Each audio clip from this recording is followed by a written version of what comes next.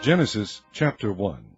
In the beginning God created the heaven and the earth was without form and void, and darkness was upon the face of the deep, and the Spirit of God moved upon the face of the waters. And God said, Let there be light, and there was light. And God saw the light that it was good, and God divided the light from the darkness. And God called the light day, and the darkness he called night, and the evening and the morning were the first day. And God said, Let there be a firmament in the midst of the waters, and let it divide the waters from the waters. And God made the firmament, and divided the waters which were under the firmament from the waters which were above the firmament. And it was so. And God called the firmament heaven. And the evening and the morning were the second day. And God said, Let the waters under the heaven be gathered together unto one place, and let the dry land appear. And it was so. And God called the dry land earth, and the gathering together of the waters called he seas. And God saw that it was good. And God said, Let the earth bring forth grass, the herb yielding seed, and the fruit tree yielding fruit after his kind, whose seed is in itself upon the earth. And it was so. And the earth brought forth grass, and herb yielding seed after his kind, and the tree yielding fruit, whose seed was in itself after his kind. And God saw that it was good. And the evening and the morning were the third day. And God said, Let there be lights in the firmament of the heaven to divide the day from the night, and let them be for signs, and for seasons, and for days and years, and let them be for lights in the firmament of the heaven, to give light upon the earth. And it was so. And God made two great lights, the greater light to rule the day, and the lesser light to rule the night. He made the stars also. And God set them in the firmament of the heaven to give light upon the earth, and to rule over the day and over the night, and to divide the light from the darkness. And God saw that it was good. And the evening and the morning were the fourth day. And God said, Let the waters bring forth abundantly the moving creature that hath life, and fowl that may fly above the earth in the open firmament of heaven. And God created great whales, and every living creature that moveth, which the waters brought forth abundantly after their kind, and every winged fowl after his kind.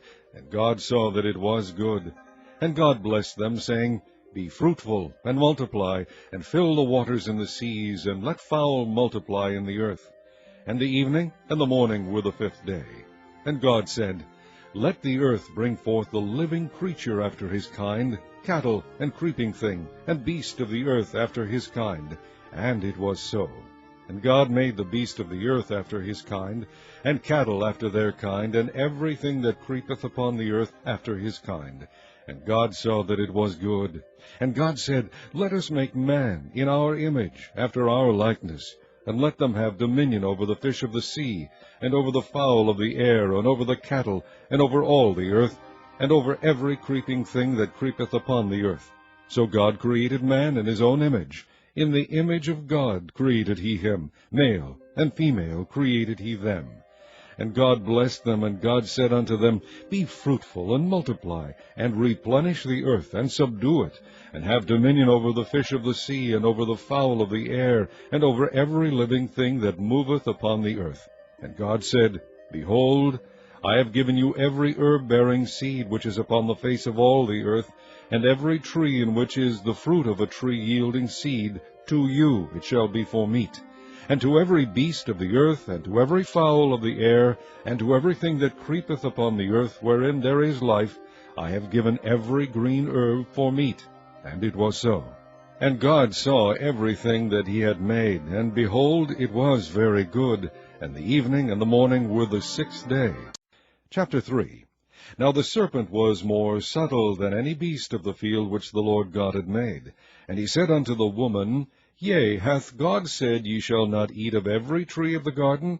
And the woman said unto the serpent, We may eat of the fruit of the trees of the garden, but of the fruit of the tree which is in the midst of the garden God hath said, Ye shall not eat of it, neither shall ye touch it, lest ye die. And the serpent said unto the woman, Ye shall not surely die, for God doth know that in the day ye eat thereof, then your eyes shall be opened, and ye shall be as gods, knowing good and evil.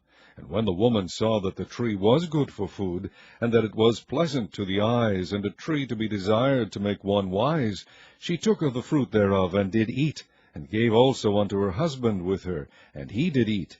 And the eyes of them both were opened, and they knew that they were naked, and they sewed fig leaves together, and made themselves aprons. And they heard the voice of the Lord God walking in the garden in the cool of the day. And Adam and his wife hid themselves from the presence of the Lord God amongst the trees of the garden. And the Lord God called unto Adam, and said unto him, Where art thou? And he said, I heard thy voice in the garden, and I was afraid, because I was naked, and I hid myself. And he said, Who told thee that thou wast naked? Hast thou eaten of the tree whereof I commanded thee that thou shouldest not eat? And the man said, The woman whom thou gavest to be with me gave me of the tree, and I did eat. And the Lord God said unto the woman, What is this that thou hast done? And the woman said, The serpent beguiled me, and I did eat. And the Lord God said unto the serpent, Because thou hast done this, thou art cursed above all cattle, and above every beast of the field. Upon thy belly shalt thou go, and dust shalt thou eat all the days of thy life. And I will put enmity between thee and the woman, and between thy seed and her seed. It shall bruise thy head, and thou shalt bruise his heel. Unto the woman he said, I will greatly multiply thy sorrow and thy conception. In sorrow thou shalt bring forth children, and thy desire shall be to thy husband, and he shall rule over thee. And unto Adam he said, Because thou hast hearkened unto the voice of thy wife, and hast eaten of the tree of which I commanded thee, saying, Thou shalt not eat of it, cursed is the ground for thy sake. In sorrow shalt thou eat of it all the days of thy life. Thorns also and thistles shall it bring forth to thee, and thou shalt eat the herb of the field. In the sweat of thy face shalt thou eat bread, till thou return unto the ground, for out of it wast thou taken, for dust thou art, and unto dust shalt thou return. And Adam called his wife's name Eve, because she was the mother of all living. Unto Adam also, and to his wife, did the Lord God make coats of skins, and clothe them. And the Lord God said, Behold, the man is become as one of us, to know good and evil. And now, lest he put forth his hand, and take also of the tree of life, and eat, and live forever. Therefore the Lord God sent him forth from the Garden of Eden, to till the ground from whence he was taken. So he drove out the man, and he placed at the east of the Garden of Eden cherubims, and a flaming sword which turned every way, to keep the way of the tree of life. Chapter 4. And Adam knew Eve his wife, and she conceived, and bare Cain, and said, I have gotten a man from the Lord. And she again bare his brother Abel. And Abel was a keeper of sheep, but Cain was a tiller of the ground. And in process of time it came to pass, that Cain brought of the fruit of the ground an offering unto the Lord. And Abel, he also brought of the firstlings of his flock, and of the fat thereof. And the Lord had respect unto Abel, and to his offering, but unto Cain and to his offering he had not respect. And Cain was very wroth, and his countenance fell. And the Lord said unto Cain, Why art thou wroth, and why is thy countenance fallen? If thou doest well, shalt thou not be accepted? And if thou doest not well, sin lieth at the door. And unto thee shall be his desire, and thou shalt rule over him. And Cain talked with Abel his brother. And it came to pass, when they were in the field, that Cain rose up against Abel his brother, and slew him. And the Lord said unto Cain, Where is Abel thy brother? And he said, I know not. Am I my brother's keeper? And he said, What hast thou done? The voice of thy brother's blood crieth unto me from the ground. And now art thou cursed from the earth, which hath opened her mouth to receive thy brother's blood from thy hand. When thou tillest the ground, it shall not henceforth yield unto thee her strength. A fugitive and a vagabond shalt thou be in the earth. And Cain said unto the Lord, My punishment is greater than I can bear. Behold, thou hast driven me out this day from the face of the earth, and from thy face shall I be hid. And I shall be a fugitive and a vagabond in the earth. And it shall come to pass that every one that findeth me shall slay me. And the Lord said unto him, Therefore, Whosoever slayeth Cain, vengeance shall be taken on him sevenfold. And the Lord set a mark upon Cain, lest any finding him should kill him. And Cain went out from the presence of the Lord, and dwelt in the land of Nod, on the east of Eden. And Cain knew his wife, and she conceived, and bare Enoch. And he builded a city, and called the name of the city after the name of his son Enoch. And unto Enoch was born Ired. And Ired begat Mehujael, and Mehujael begat Methusael, and Methusael begat Lamech. And Lamech took unto him 2 wives. The name of one was Ada, and the name of the other Zillah. And Ada bare Jabal. He was the father of such as dwell in tents, and of such as have cattle. And his brother's name was Jubal. He was the father of all such as handle the harp and organ. And Zillah, she also bare Tubal-Cain, an instructor of every artificer in brass and iron. And the sister of Tubal-Cain was Naamah. And Lamech said unto his wives Ada and Zillah, Hear my voice, ye wives of Lamech. Hearken unto my speech, for I have slain a man to my wounding, and a young man to my hurt. If Cain shall be avenged sevenfold, truly Lamech 70 and sevenfold. And Adam knew his wife again, and she bare a son, and called his name Seth. For God, said she, hath appointed me another seed instead of Abel, whom Cain slew. And to Seth, to him also there was born a son, and he called his name Enos. Then began men to call upon the name of the Lord. Chapter 5. This is the book of the generations of Adam. In the day that God created man, in the likeness of God made he him. Male and female created he them, and he blessed them, and called their name Adam, in the day when they were created. And Adam lived 130 years, and begat a son in his own likeness, after his image, and called his name Seth. And the days of Adam, after he had begotten Seth, were 800 years, and he begat sons and daughters. And all the days that Adam lived were 930 years, and he died. And Seth lived 105 years, and begat Enos. And Seth lived after he begat Enos 807 years, and begat sons and daughters. And all the days of Seth were 912 years, and he died. And Enos lived 90 years, and begat Cainan. And Enos lived after he begat Cainan 815 years, and begat sons and daughters. And all the days of Enos were 905 years, and he died. And Cainan lived 70 years, and begat Mahalaleel. And Cainan lived after he begat Mahalaleel 840 years, and begat sons and daughters. And all the days of Cainan were 910 years, and he died. And Mahalaleel lived 65 years, and begat Jared. And Mahalaleel lived after he begat Jared 830 years, and begat sons and daughters. And all the days of Mahalaleel were 895 years, and he died. And Jared lived 162 years, and he begat Enoch. And Jared lived after he begat Enoch 800 years, and begat sons and daughters.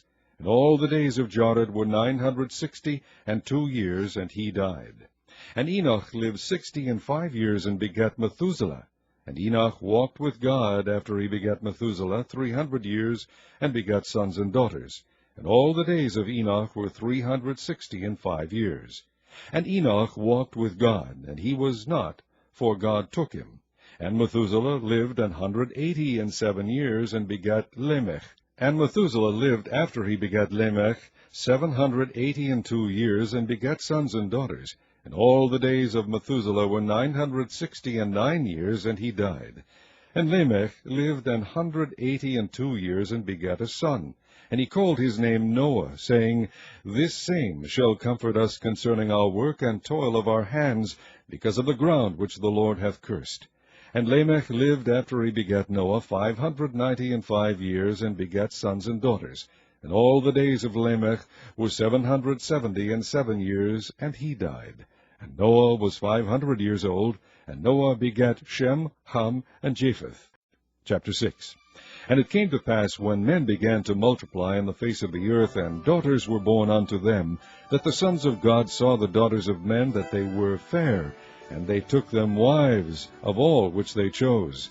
And the Lord said, My spirit shall not always strive with man, for that he also is flesh, yet his days shall be 120 years. There were giants in the earth in those days, and also after that, when the sons of God came in unto the daughters of men, and they bare children to them. The same became mighty men, which were of old, men of renown. And God saw that the wickedness of man was great in the earth, and that every imagination of the thoughts of his heart was only evil continually. And it repented the Lord that he had made man on the earth, and it grieved him at his heart. And the Lord said, I will destroy man whom I have created from the face of the earth, both man and beast, and the creeping thing, and the fowls of the air, for it repenteth me that I have made them. But Noah found grace in the eyes of the Lord. These are the generations of Noah. Noah was a just man, and perfect in his generations, and Noah walked with God. And Noah begat 3 sons, Shem, Ham, and Japheth. The earth also was corrupt before God, and the earth was filled with violence. And God looked upon the earth, and behold, it was corrupt, for all flesh had corrupted his way upon the earth. And God said unto Noah, The end of all flesh is come before me, for the earth is filled with violence through them, and behold, I will destroy them with the earth. Make thee an ark of gopher wood. Rooms shalt thou make in the ark, and shalt pitch it within and without with pitch. And this is the fashion which thou shalt make of it. The length of the ark shall be 300 cubits, the breadth of it 50 cubits, and the height of it 30 cubits. A window shalt thou make to the ark, and in a cubit shalt thou finish it above. And the door of the ark shalt thou set in the side thereof, with lower, second, and third stories shalt thou make it. And behold, I, even I, do bring a flood of waters upon the earth, to destroy all flesh, wherein is the breath of life, from under heaven, and everything that is in the earth shall die. But with thee will I establish my covenant, and thou shalt come into the ark, thou and thy sons and thy wife and thy sons' wives with thee. And of every living thing of all flesh 2 of every sort shalt thou bring into the ark, to keep them alive with thee. They shall be male and female. Of fowls after their kind, and of cattle after their kind, of every creeping thing of the earth after his kind. 2 of every sort shall come unto thee, to keep them alive. And take thou unto thee of all food that is eaten, and thou shalt gather it to thee, and it shall be for food for thee and for them. Thus did Noah, according to all that God commanded him, so did he. Chapter 7. And the Lord said unto Noah, Come thou, and all thy house into the ark, for thee have I seen righteous before me in this generation.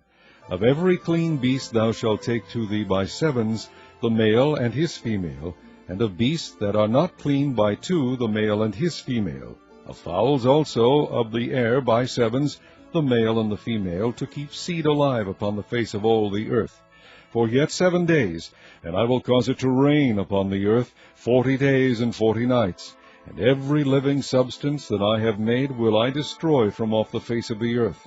And Noah did according unto all that the Lord commanded him. And Noah was 600 years old, when the flood of waters was upon the earth.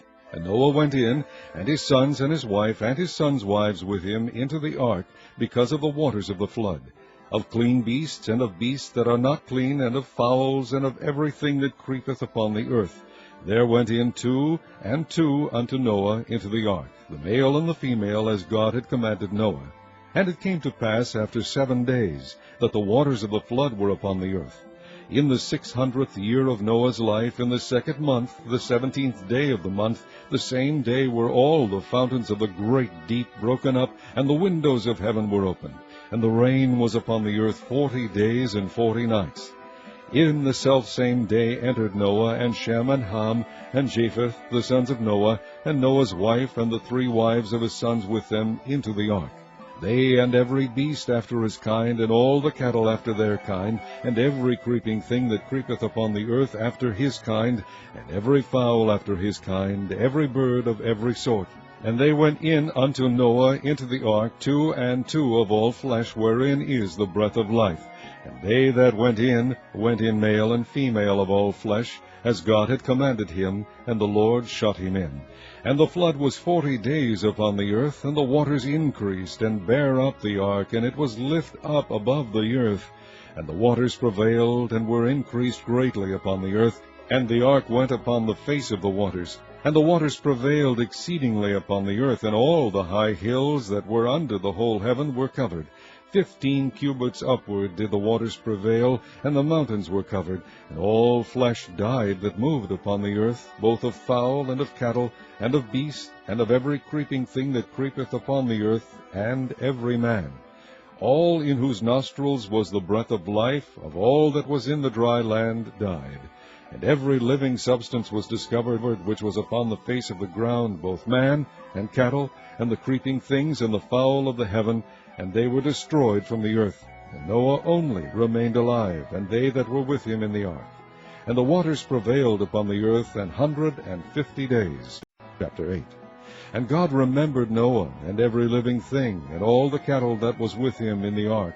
And God made a wind to pass over the earth, and the waters assuaged. The fountains also of the deep and the windows of heaven were stopped, and the rain from heaven was restrained. And the waters returned from off the earth continually, and after the end of the 150 days the waters were abated. And the ark rested in the 7th month, on the 17th day of the month, upon the mountains of Ararat. And the waters decreased continually until the 10th month. In the 10th month, on the 1st day of the month, were the tops of the mountains seen. And it came to pass at the end of 40 days that Noah opened the window of the ark which he had made. And he sent forth a raven, which went forth to and fro, until the waters were dried up from off the earth. Also he sent forth a dove from him to see if the waters were abated from off the face of the ground. But the dove found no rest for the sole of her foot, and she returned unto him into the ark, for the waters were on the face of the whole earth. Then he put forth his hand, and took her, and pulled her in unto him into the ark. And he stayed yet other 7 days, and again he sent forth the dove out of the ark. And the dove came in to him in the evening, and lo, in her mouth was an olive leaf plucked off. So Noah knew that the waters were abated from off the earth. And he stayed yet other 7 days, and sent forth the dove, which returned not again unto him any more. And it came to pass in the 601st year, in the 1st month, the 1st day of the month, the waters were dried up from off the earth. And Noah removed the covering of the ark, and looked, and behold, the face of the ground was dry. And in the 2nd month, on the 7th and 20th day of the month, was the earth dried.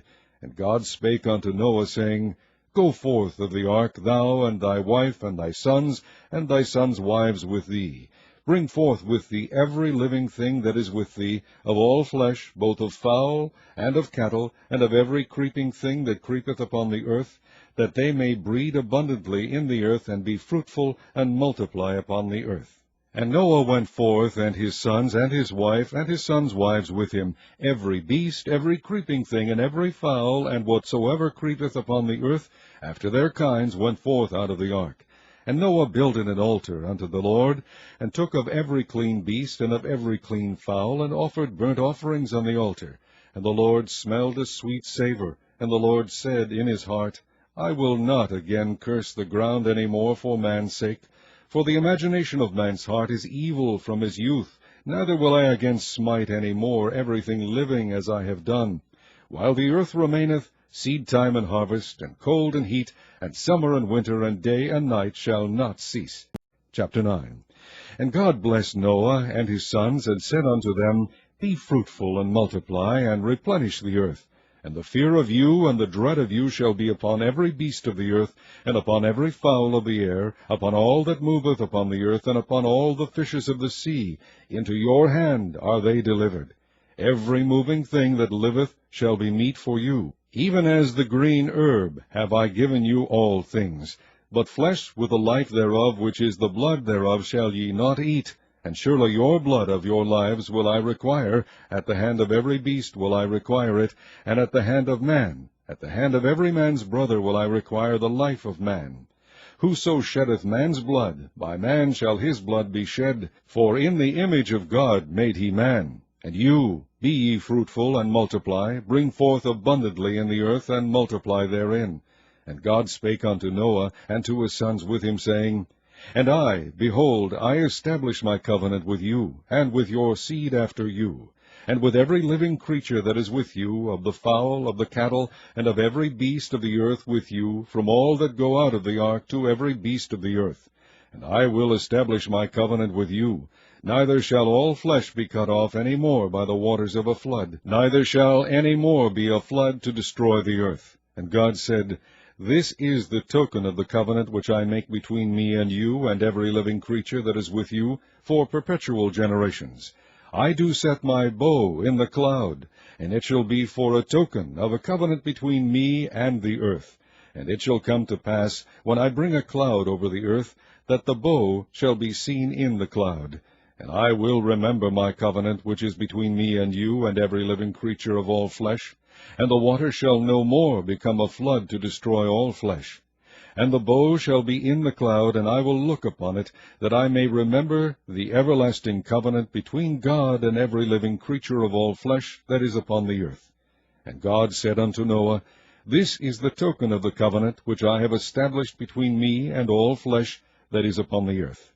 And the sons of Noah that went forth of the ark were Shem, and Ham, and Japheth. And Ham is the father of Canaan.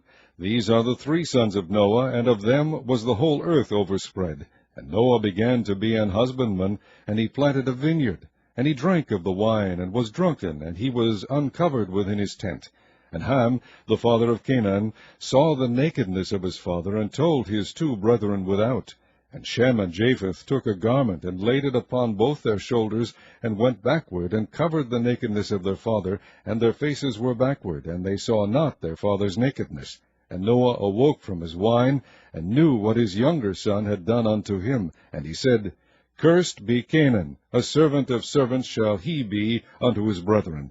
And he said, Blessed be the Lord God of Shem, and Canaan shall be his servant. God shall enlarge Japheth, and he shall dwell in the tents of Shem, and Canaan shall be his servant. And Noah lived after the flood 350 years, and all the days of Noah were 950 years, and he died. Chapter 10. Now these are the generations of the sons of Noah, Shem, Ham, and Japheth, and unto them were sons born after the flood. The sons of Japheth, Gomer, and Magog, and Madai, and Javan, and Tubal, and Meshech, and Tyrus. And the sons of Gomer, Ashkenaz, Riphath, and Togarmah. And the sons of Javan, Elisha, and Tarshish, Kittim, and Dodanim. By these were the isles of the Gentiles divided in their lands, every one after his tongue, after their families in their nations. And the sons of Ham, Cush, and Mizraim, and Phut, and Canaan. And the sons of Cush, Seba, and Havilah, Sabta, and Raamah, and Sabteka. And the sons of Raamah, Sheba, and Dedan. And Cush begat Nimrod. He began to be a mighty one in the earth. He was a mighty hunter before the Lord, wherefore it is said, Even as Nimrod the mighty hunter before the Lord. And the beginning of his kingdom was Babel, and Erech, and Akkad, and Calneh, in the land of Shinar. Out of that land went forth Ashur, and builded Nineveh, and the city of Rehoboth, and Calah. And Resen, between Nineveh and Calah, the same is a great city. And Mizraim begat Ludim, and Anamim, and Lahabim, and Naphtuhim, and Pathrusim, and Casluhim, out of whom came Philistim, and Caphtorim. And Canaan begat Sidon his firstborn, and Heth, and the Jebusite, and the Amorite, and the Girgashite, and the Hivite, and the Archite, and the Sinite, and the Arvadite, and the Zemarite, and the Hamathite. And afterward were the families of the Canaanites spread abroad. And the border of the Canaanites was from Sidon, as thou comest to Gerar, unto Gaza, as thou goest unto Sodom, and Gomorrah, and Admah, and Zeboim, even unto Lasha. These are the sons of Ham, after their families, after their tongues, in their countries, and in their nations. Unto Shem also, the father of all the children of Eber, the brother of Japheth the elder, even to him were children born. The children of Shem, Elam, and Ashur, and Arphaxad, and Lud, and Aram. And the children of Aram, Uz, and Hul, and Gether, and Mash. And Arphaxad begat Salah, and Salah begat Eber. And unto Eber were born 2 sons. The name of one was Peleg, for in his days was the earth divided. And his brother's name was Joktan. And Joktan begat Almadad, and Seleph, and Hazamaveth, and Jerah, and Hadoram, and Uzal, and Dikla, and Obal, and Abimael, and Sheba, and Ophir, and Havilah, and Jobab. And these were the sons of Joktan. And their dwelling was from Misha, as thou goest unto Sephar, a mount of the east. These are the sons of Shem, after their families, after their tongues, in their lands, after their nations. These are the families of the sons of Noah, after their generations, in their nations, and by these were the nations divided in the earth after the flood. Chapter 11. And the whole earth was of one language and of one speech. And it came to pass, as they journeyed from the east, that they found a plain in the land of Shinar, and they dwelt there. And they said one to another, Go to, let us make brick, and burn them thoroughly. And they had brick for stone, and slime had they for mortar. And they said, Go to, let us build us a city and a tower, whose top may reach unto heaven. And let us make us a name, lest we be scattered abroad upon the face of the whole earth. And the Lord came down to see the city and the tower which the children of men builded. And the Lord said, Behold, the people is one, and they have all one language, and this they begin to do. And now nothing will be restrained from them which they have imagined to do. Go to, let us go down, and there confound their language, that they may not understand one another's speech. So the Lord scattered them abroad from thence upon the face of all the earth, and they left off to build the city. Therefore is the name of it called Babel, because the Lord did there confound the language of all the earth, and from thence did the Lord scatter them abroad upon the face of all the earth. These are the generations of Shem. Shem was 100 years old, and begat Arphaxad 2 years after the flood. And Shem lived after he begat Arphaxad 500 years, and begat sons and daughters. And Arphaxad lived 530 years, and begat Salah. And Arphaxad lived after he begat Salah 403 years, and begat sons and daughters. And Salah lived 30 years, and begat Eber. And Salah lived after he begat Eber 403 years, and begat sons and daughters. And Eber lived 34 years, and begat Peleg. And Eber lived after he begat Peleg 430 years, and begat sons and daughters. And Peleg lived 30 years, and begat Reu. And Peleg lived after he begat Reu 209 years, and begat sons and daughters. And Reu lived 230 years, and begat Serug. And Reu lived after he begat Serug 207 years, and begat sons and daughters. And Serug lived 30 years, and begat Nahor. And Serug lived after he begat Nahor 200 years, and begat sons and daughters. And Nahor lived 29 years, and begat Terah. And Nahor lived after he begat Terah 119 years, and begat sons and daughters. And Terah lived 70 years, and begat Abram, Nahor, and Haran. Now these are the generations of Terah. Terah begat Abram, Nahor, and Haran begat Lot. And Haran died before his father Terah in the land of his nativity, in Ur of the Chaldees. And Abram and Nahor took them wives. The name of Abram's wife was Sarai, and the name of Nahor's wife was Milcah, the daughter of Haran, the father of Milcah, and the father of Iscah.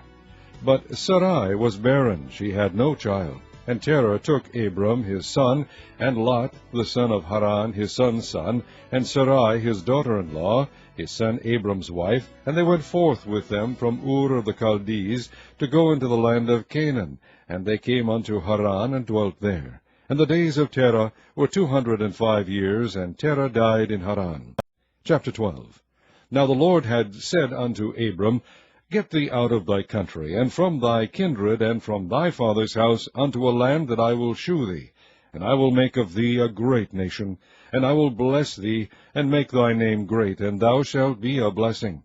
And I will bless them that bless thee, and curse them that curseth thee. And in thee shall all families of the earth be blessed.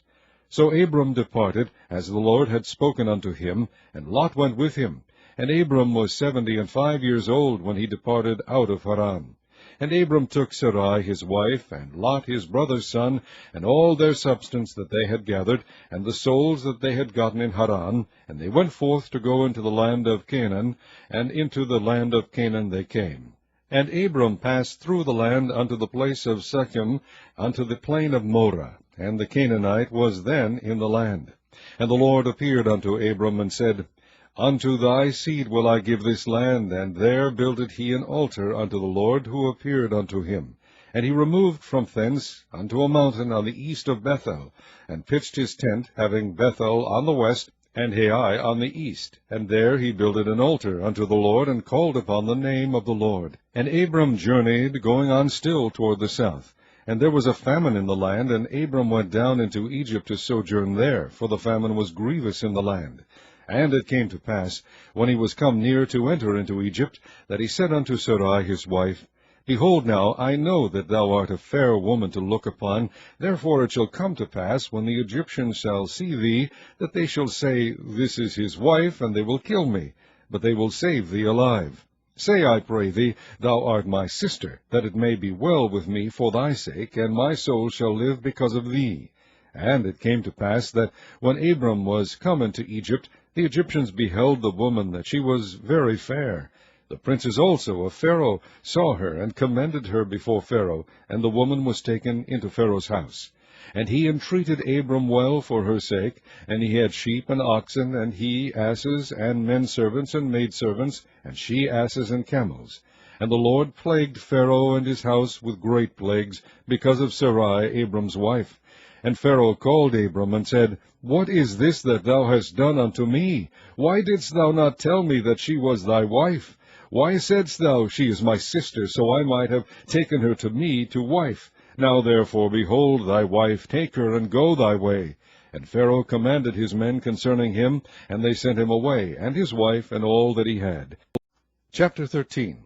And Abram went up out of Egypt, he and his wife, and all that he had, and Lot with him, into the south. And Abram was very rich in cattle, in silver, and in gold. And he went on his journeys from the south even to Bethel, unto the place where his tent had been at the beginning, between Bethel and Hai, unto the place of the altar, which he had made there at the first, and there Abram called on the name of the Lord. And Lot also, which went with Abram, had flocks, and herds, and tents. And the land was not able to bear them, that they might dwell together, for their substance was great, so that they could not dwell together. And there was a strife between the herdmen of Abram's cattle and the herdmen of Lot's cattle. And the Canaanite and the Perizzite dwelled then in the land. And Abram said unto Lot, Let there be no strife, I pray thee, between me and thee, and between my herdmen and thy herdmen, for we be brethren. Is not the whole land before thee? Separate thyself, I pray thee, from me. If thou wilt take the left hand, then I will go to the right. And if thou depart to the right hand, then I will go to the left. And Lot lifted up his eyes, and beheld all the plain of Jordan, that it was well watered everywhere, before the Lord destroyed Sodom and Gomorrah, even as the garden of the Lord, like the land of Egypt, as thou comest unto Zoar. Then Lot chose him all the plain of Jordan. And Lot journeyed east, and they separated themselves the one from the other. Abram dwelled in the land of Canaan, and Lot dwelled in the cities of the plain, and pitched his tent toward Sodom. But the men of Sodom were wicked and sinners before the Lord exceedingly. And the Lord said unto Abram, after that Lot was separated from him, Lift up now thine eyes, and look from the place where thou art northward, and southward, and eastward, and westward. For all the land which thou seest, to thee will I give it, and to thy seed forever. And I will make thy seed as the dust of the earth, so that if a man can number the dust of the earth, then shall thy seed also be numbered. Arise, walk through the land, in the length of it, and in the breadth of it, for I will give it unto thee. Then Abram removed his tent, and came and dwelt in the plain of Mamre, which is in Hebron, and built there an altar unto the Lord. Chapter 14.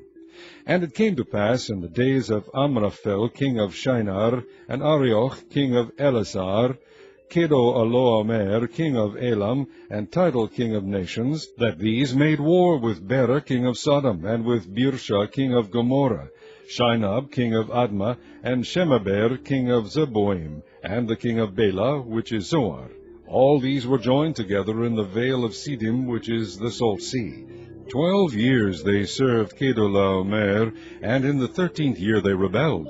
And in the 14th year came Kedorlaomer, and the kings that were with him, and smote the Rephaims in Ashtaroth, Karnaim, and the Zuzims in Ham, and the Emims in Shaveh Kiriathim, and the Horites in the Mount Seir unto El-Paran, which is by the wilderness. And they returned and came to En-Mishpat, which is Kadesh, and smote all the country of the Amalekites, and also the Amorites that dwell in Hazazon Tamar. And there went out the king of Sodom, and the king of Gomorrah, and the king of Admah, and the king of Zeboim, and the king of Bela, the same as Zoar. And they joined battle with them in the vale of Siddim, with Kedorlaomer, the king of Elam, and with Tidal, king of nations, and Amraphel, king of Shinar, and Arioch, king of Elisar, 4 kings with 5. And the vale of Siddim was full of slime pits, and the kings of Sodom and Gomorrah fled and fell there. And they that remained fled to the mountain. And they took all the goods of Sodom and Gomorrah, and all their victuals, and went their way. And they took Lot, Abram's brother's son, who dwelt in Sodom, and his goods, and departed.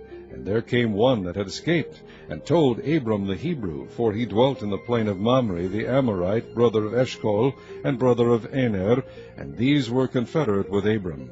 And when Abram heard that his brother was taken captive, he armed his trained servants, born in his own house, 318, and pursued them unto Dan. And he divided himself against them, he and his servants, by night, and smote them, and pursued them unto Hobah, which is on the left hand of Damascus. And he brought back all the goods, and also brought again his brother Lot, and his goods, and the women also, and the people. And the king of Sodom went out to meet him, after his return from the slaughter of Kedorlaomer, and of the kings that were with him, at the valley of Shaveh, which is the king's dale. And Melchizedek, king of Salem, brought forth bread and wine, and he was the priest of the Most High God. And he blessed him, and said, Blessed be Abram of the Most High God, possessor of heaven and earth. And blessed be the Most High God, which hath delivered thine enemies into thy hand. And he gave him tithes of all. And the king of Sodom said unto Abram, Give me the persons, and take the goods to thyself. And Abram said to the king of Sodom, I have lift up mine hand unto the Lord, the Most High God, the possessor of heaven and earth, that I will not take from a thread even to a shoe latchet, and that I will not take anything that is thine, lest thou shouldest say, I have made Abram rich. Save only that which the young men have eaten, and the portion of the men which went with me, Aner, Eshcol, and Mamre, let them take their portion. Chapter 15. After these things the word of the Lord came unto Abram in a vision, saying, Fear not, Abram, I am thy shield, and thy exceeding great reward. And Abram said, Lord God, what wilt thou give me, seeing I go childless, and the steward of my house is this Eleazar of Damascus? And Abram said, Behold, to me thou hast given no seed, and lo, one born in my house is mine heir.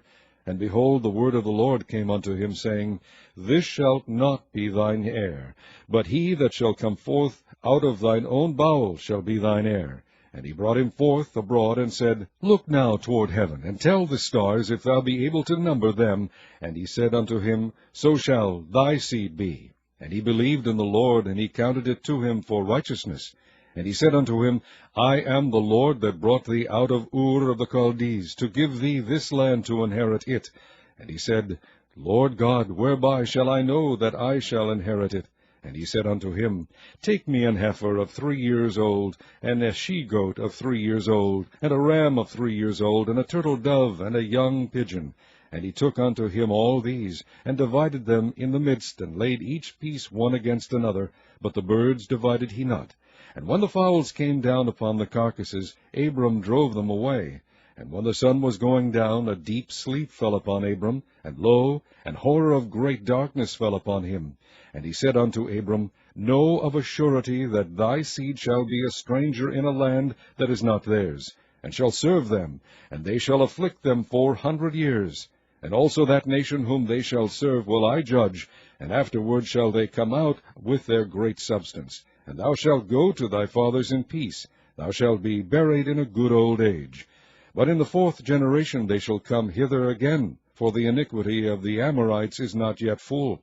And it came to pass that when the sun went down, and it was dark, behold, a smoking furnace, and a burning lamp that passed between those pieces. In the same day the Lord made a covenant with Abram, saying, Unto thy seed have I given this land, from the river of Egypt unto the great river, the river Euphrates, the Kenites, and the Kenizzites, and the Kadmonites, and the Hittites, and the Perizzites, and the Rephaims, and the Amorites, and the Canaanites, and the Girgashites, and the Jebusites.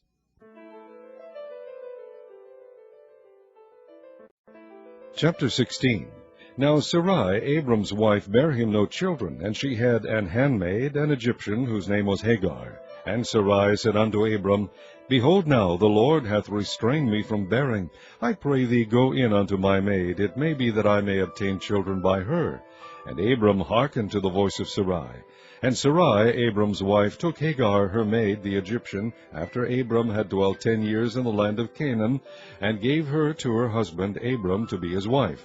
And he went in unto Hagar, and she conceived. And when she saw that she had conceived, her mistress was despised in her eyes.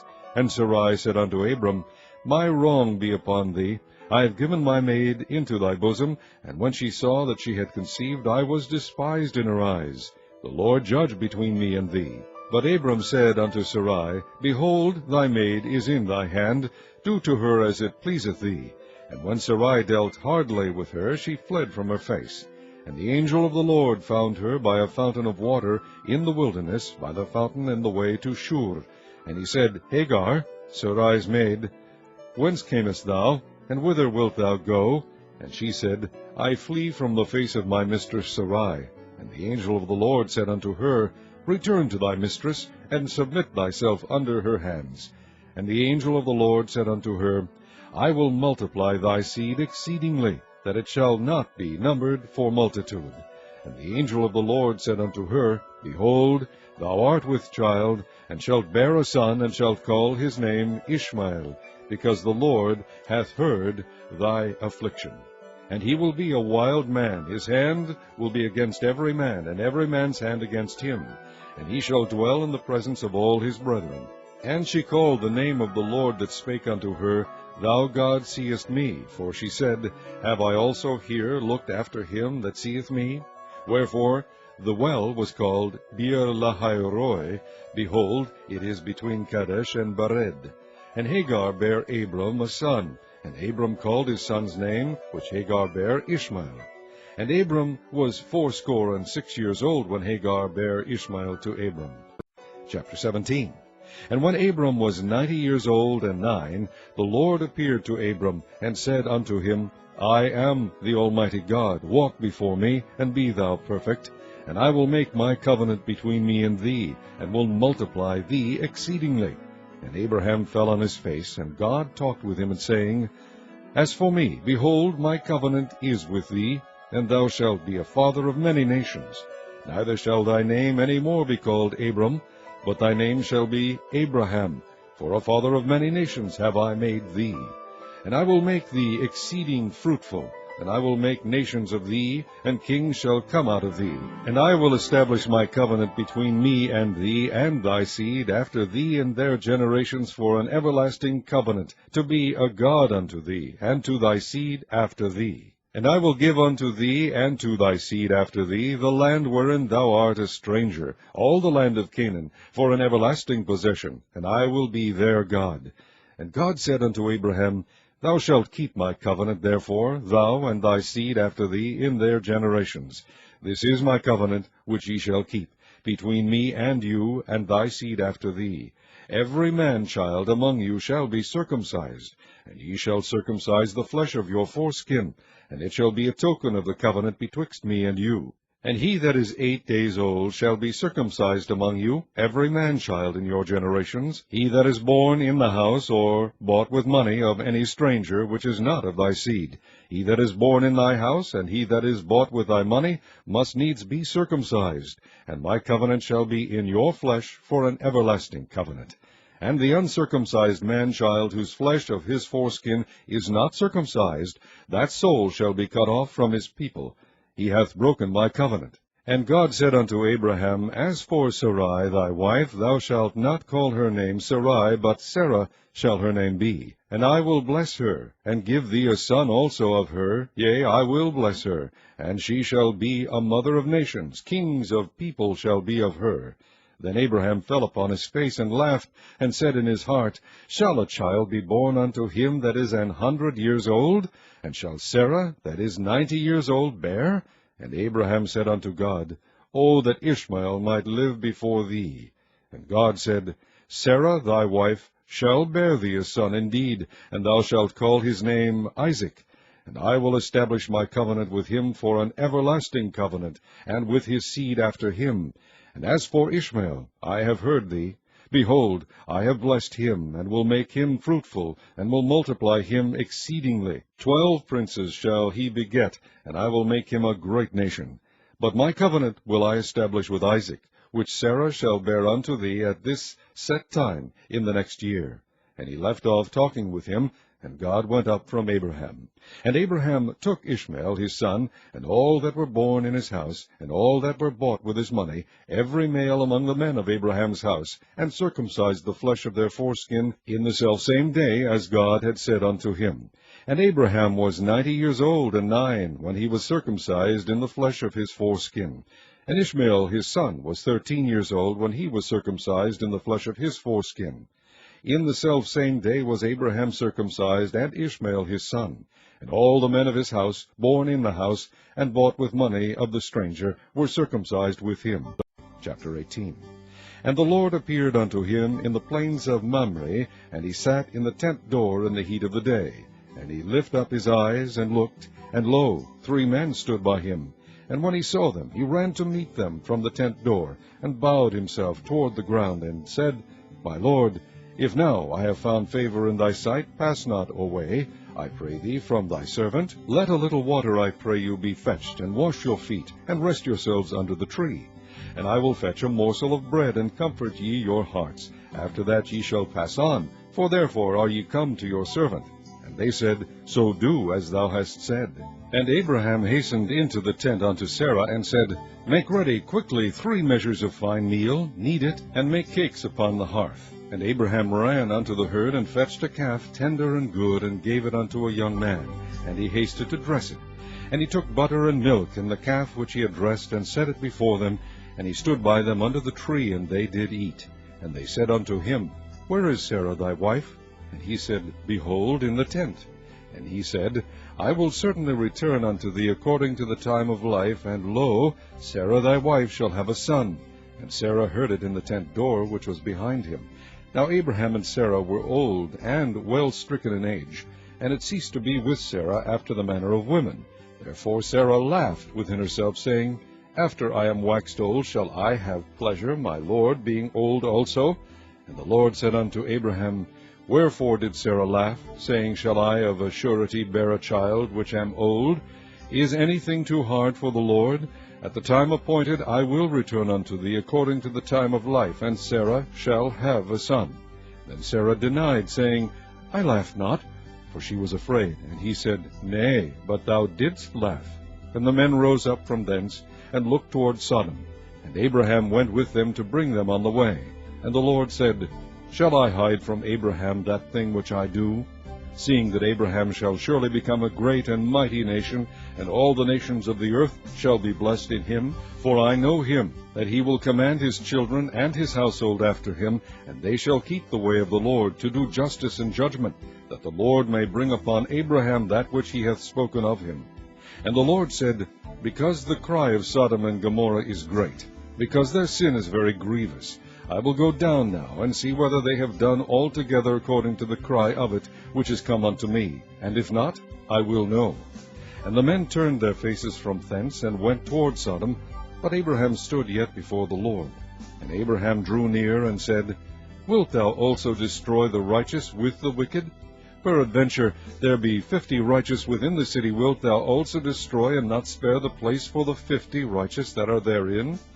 That be far from thee to do after this manner, to slay the righteous with the wicked, and that the righteous should be as the wicked, that be far from thee. Shall not the judge of all the earth do right? And the Lord said, If I find in Sodom 50 righteous within the city, then I will spare all the place for their sakes. And Abraham answered and said, Behold now, I have taken upon me to speak unto the Lord, which am but dust and ashes. Peradventure there shall lack 5 of the 50 righteous. Wilt thou destroy all the city for lack of 5? And he said, If I find there 40 and 5, I will not destroy it. And he spake unto him yet again, and said, Peradventure there shall be 40 found there. And he said, I will not do it for 40's sake. And he said unto him, O let not the Lord be angry, and I will speak. Peradventure there shall 30 be found there. And he said, I will not do it, if I find 30 there. And he said, Behold now, I have taken upon me to speak unto the Lord. Peradventure there shall be 20 found there. And he said, I will not destroy it for 20's sake. And he said, O let not the Lord be angry, and I will speak yet but this once. Peradventure 10 shall be found there. And he said, I will not destroy it for 10's sake. And the Lord went his way, as soon as he had left communing with Abraham. And Abraham returned unto his place. Chapter 19. And there came 2 angels to Sodom at even, and Lot sat in the gate of Sodom. And Lot, seeing them, rose up to meet them. And he bowed himself with his face toward the ground. And he said, Behold now, my lords, turn in, I pray you, into your servant's house, and tarry all night, and wash your feet, and ye shall rise up early, and go on your ways. And they said, Nay, but we will abide in the street all night. And he pressed upon them greatly, and they turned in unto him, and entered into his house. And he made them a feast, and did bake unleavened bread, and they did eat. But before they lay down, the men of the city, even the men of Sodom, compassed the house round, both old and young, all the people from every quarter. And they called unto Lot, and said unto him, Where are the men which came in to thee this night? Bring them out unto us, that we may know them. And Lot went out at the door unto them, and shut the door after him, and said, I pray you, brethren, do not so wickedly. Behold now, I have 2 daughters, which have not known man. Let me, I pray you, bring them out unto you, and do ye to them as is good in your eyes. Only unto these men do nothing, for therefore came they under the shadow of my roof. And they said, Stand back. And they said again, This one fellow came in to sojourn, and he will needs be a judge. Now will we deal worse with thee than with them. And they pressed sore upon the man, even Lot, and came near to break the door. But the men put forth their hand, and pulled Lot into the house to them, and shut to the door. And they smote the men that were at the door of the house with blindness, both small and great, so that they wearied themselves to find the door. And the men said unto Lot, Hast thou here any besides, son-in-law, and thy sons, and thy daughters, and whatsoever thou hast in the city? Bring them out of this place. For we will destroy this place, because the cry of them is waxen great before the face of the Lord, and the Lord hath sent us to destroy it. And Lot went out, and spake unto his sons-in-law, which married his daughters, and said, Up, get you out of this place, for the Lord will destroy this city. But he seemed as one that mocked unto his sons-in-law.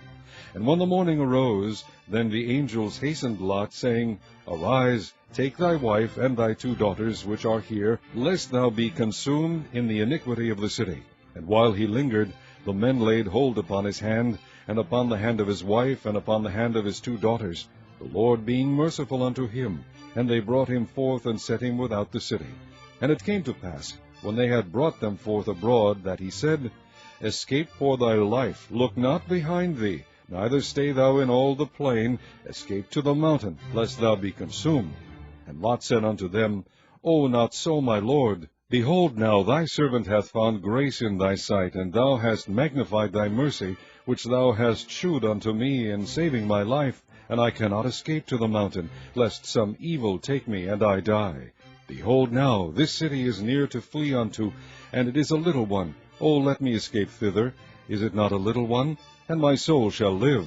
And he said unto him, See, I have accepted thee concerning this thing also, that I will not overthrow this city, for the which thou hast spoken. Haste thee, escape thither, for I cannot do anything till thou be come thither. Therefore the name of the city was called Zoar. The sun was risen upon the earth when Lot entered into Zoar. Then the Lord rained upon Sodom and upon Gomorrah brimstone and fire from the Lord out of heaven, and he overthrew those cities, and all the plain, and all the inhabitants of the cities, and that which grew upon the ground. But his wife looked back from behind him, and she became a pillar of salt. And Abraham got up early in the morning to the place where he stood before the Lord, and he looked toward Sodom and Gomorrah, and toward all the land of the plain, and beheld, and lo, the smoke of the country went up as the smoke of a furnace. And it came to pass, when God destroyed the cities of the plain, that God remembered Abraham, and sent Lot out of the midst of the overthrow, when he overthrew the cities in the which Lot dwelt. And Lot went up out of Zoar, and dwelt in the mountain, and his 2 daughters with him, for he feared to dwell in Zoar, and he dwelt in a cave, he and his 2 daughters. And the firstborn said unto the younger, Our father is old, and there is not a man in the earth to come in unto us after the manner of all the earth. Come, let us make our father drink wine, and we will lie with him, that we may preserve seed of our father. And they made their father drink wine that night, and the firstborn went in and lay with her father, and he perceived not when she lay down, nor when she arose. And it came to pass on the morrow, that the firstborn said unto the younger, Behold, I lay yesternight with my father, let us make him drink wine this night also, and go thou in, and lie with him, that we may preserve seed of our father. And they made their father drink wine that night also. And the younger arose, and lay with him, and he perceived not when she lay down, nor when she arose. Thus were both the daughters of Lot with child by their father. And the firstborn bare a son, and called his name Moab. The same is the father of the Moabites unto this day. And the younger, she also bare a son, and called his name Ben-Ammi. The same is the father of the children of Ammon unto this day. Chapter 20. And Abraham journeyed from thence toward the south country, and dwelled between Kadesh and Shur, and sojourned in Gerar. And Abraham said of Sarah his wife, She is my sister. And Abimelech king of Gerar sent and took Sarah. But God came to Abimelech in a dream by night, and said to him, Behold, thou art but a dead man, for the woman which thou hast taken, for she is a man's wife. But Abimelech had not come near her, and he said, Lord, wilt thou slay also a righteous nation? Said he not unto me, She is my sister? And she, even she herself, said, He is my brother. In the integrity of my heart and innocency of my hands have I done this. And God said unto him in a dream, Yea, I know that thou didst this in the integrity of thy heart, for I also withheld thee from sinning against me. Therefore suffered I thee not to touch her. Now therefore restore the man his wife, for he is a prophet, and he shall pray for thee, and thou shalt live. And if thou restore her not, know thou that thou shalt surely die, thou and all that are thine. Therefore Abimelech rose early in the morning, and called all his servants, and told all these things in their ears. And the men were sore afraid. Then Abimelech called Abraham, and said unto him, What hast thou done unto us, and what have I offended thee, that thou hast brought on me and on my kingdom a great sin? Thou hast done deeds unto me that ought not to be done. And Abimelech said unto Abraham, What sawest thou that thou hast done this thing? And Abraham said, Because I thought, Surely the fear of God is not in this place, and they will slay me for my wife's sake. And yet indeed she is my sister, she is the daughter of my father, but not the daughter of my mother, and she became my wife. And it came to pass, when God caused me to wander from my father's house, that I said unto her, This is thy kindness which thou shalt shew unto me. At every place whither we shall come, say of me, He is my brother. And Abimelech took sheep and oxen, and men servants and women servants, and gave them unto Abraham, and restored him Sarah his wife. And Abimelech said, Behold, my land is before thee, dwell where it pleaseth thee. And unto Sarah he said, Behold, I have given thy brother 1,000 pieces of silver. Behold, he is to thee a covering of the eyes, unto all that are with thee, and with all other. Thus she was reproved. So Abraham prayed unto God, and God healed Abimelech and his wife, and his maidservants, and they bare children. For the Lord had fast closed up all the wombs of the house of Abimelech, because of Sarah Abraham's wife. Chapter 21. And the Lord visited Sarah as he had said, and the Lord did unto Sarah as he had spoken. For Sarah conceived, and bare Abraham a son in his old age, at the set time of which God had spoken to him. And Abraham called the name of his son that was born unto him, whom Sarah bare to him, Isaac. And Abraham circumcised his son Isaac, being 8 days old, as God had commanded him. And Abraham was 100 years old when his son Isaac was born unto him. And Sarah said, God hath made me to laugh, so that all that hear will laugh with me. And she said, Who would have said unto Abraham that Sarah should have given children suck? For I have borne him a son in his old age. And the child grew, and was weaned, and Abraham made a great feast the same day that Isaac was weaned. And Sarah saw the son of Hagar the Egyptian, which she had borne unto Abraham, mocking. Wherefore she said unto Abraham, Cast out this bondwoman and her son, For the son of this bondwoman shall not be heir with my son, even with Isaac. And the thing was very grievous in Abraham's sight because of his son. And God said unto Abraham, Let it not be grievous in thy sight because of the lad, and because of thy bondwoman. In all that Sarah hath said unto thee, hearken unto her voice, for in Isaac shall thy seed be called. And also of the son of the bondwoman will I make a nation, because he is thy seed. And Abraham rose up early in the morning, and took bread and a bottle of water, and gave it unto Hagar, putting it on her shoulder, and the child, and sent her away, and she departed, and wandered in the wilderness of Beersheba. And the water was spent in the bottle, and she cast the child under one of the shrubs, and she went and sat her down over against him a good way off, as it were a bowshot, for she said, Let me not see the death of the child. And she sat over against him, and lifted up her voice, and wept. And God heard the voice of the lad, and the angel of God called to Hagar out of heaven, and said unto her, What aileth thee, Hagar? Fear not, for God hath heard the voice of the lad where he is. Arise, lift up the lad, and hold him in thine hand, for I will make him a great nation. And God opened her eyes, and she saw a well of water, and she went and filled the bottle with water, and gave the lad drink. And God was with the lad, and he grew and dwelt in the wilderness, and became an archer. And he dwelt in the wilderness of Paran, and his mother took him a wife out of the land of Egypt. And it came to pass at that time that Abimelech and Phicol, the chief captain of his host, spake unto Abraham, saying, God is with thee in all that thou doest. Now therefore swear unto me here by God, that thou wilt not deal falsely with me, nor with my son, nor with my son's son, but according to the kindness that I have done unto thee, thou shalt do unto me, and to the land wherein thou hast sojourned. And Abraham said, I will swear. And Abraham reproved Abimelech because of a well of water, which Abimelech's servants had violently taken away. And Abimelech said, I wot not who hath done this thing, neither didst thou tell me, neither yet heard I of it, but today. And Abraham took sheep and oxen, and gave them unto Abimelech, and both of them made a covenant. And Abraham set 7 ewe lambs of the flock by themselves. And Abimelech said unto Abraham, What mean these 7 ewe lambs which thou hast set by themselves? And he said, For these 7 ewe lambs shalt thou take of my hand, that they may be a witness unto me that I have digged this well. Wherefore he called that place Beersheba, because there they sware both of them. Thus they made a covenant at Beersheba. Then Abimelech rose up, and Phicol, the chief captain of his host, and they returned into the land of the Philistines. And Abraham planted a grove in Beersheba, and called there on the name of the Lord, the everlasting God. And Abraham sojourned in the Philistines' land many days. Chapter 22. And it came to pass after these things, that God did tempt Abraham, and said unto him, Abraham. And he said, Behold, here I am.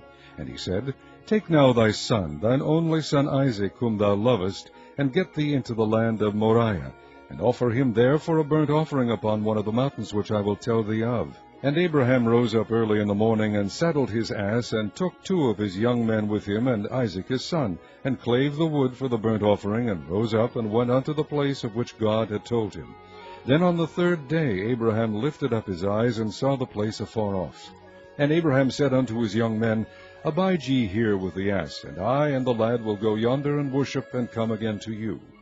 And Abraham took the wood of the burnt offering, and laid it upon Isaac his son. And he took the fire in his hand, and a knife, and they went both of them together. And Isaac spake unto Abraham his father, and said, My father. And he said, Here am I, my son. And he said, Behold the fire and the wood, but where is the lamb for a burnt offering? And Abraham said, My son, God will provide himself a lamb for a burnt offering. So they went both of them together. And they came to the place which God had told him of. And Abraham built an altar there, and laid the wood in order, and bound Isaac his son, and laid him on the altar upon the wood. And Abraham stretched forth his hand, and took the knife to slay his son. And the angel of the Lord called unto him out of heaven, and said, Abraham, Abraham. And he said, Here am I.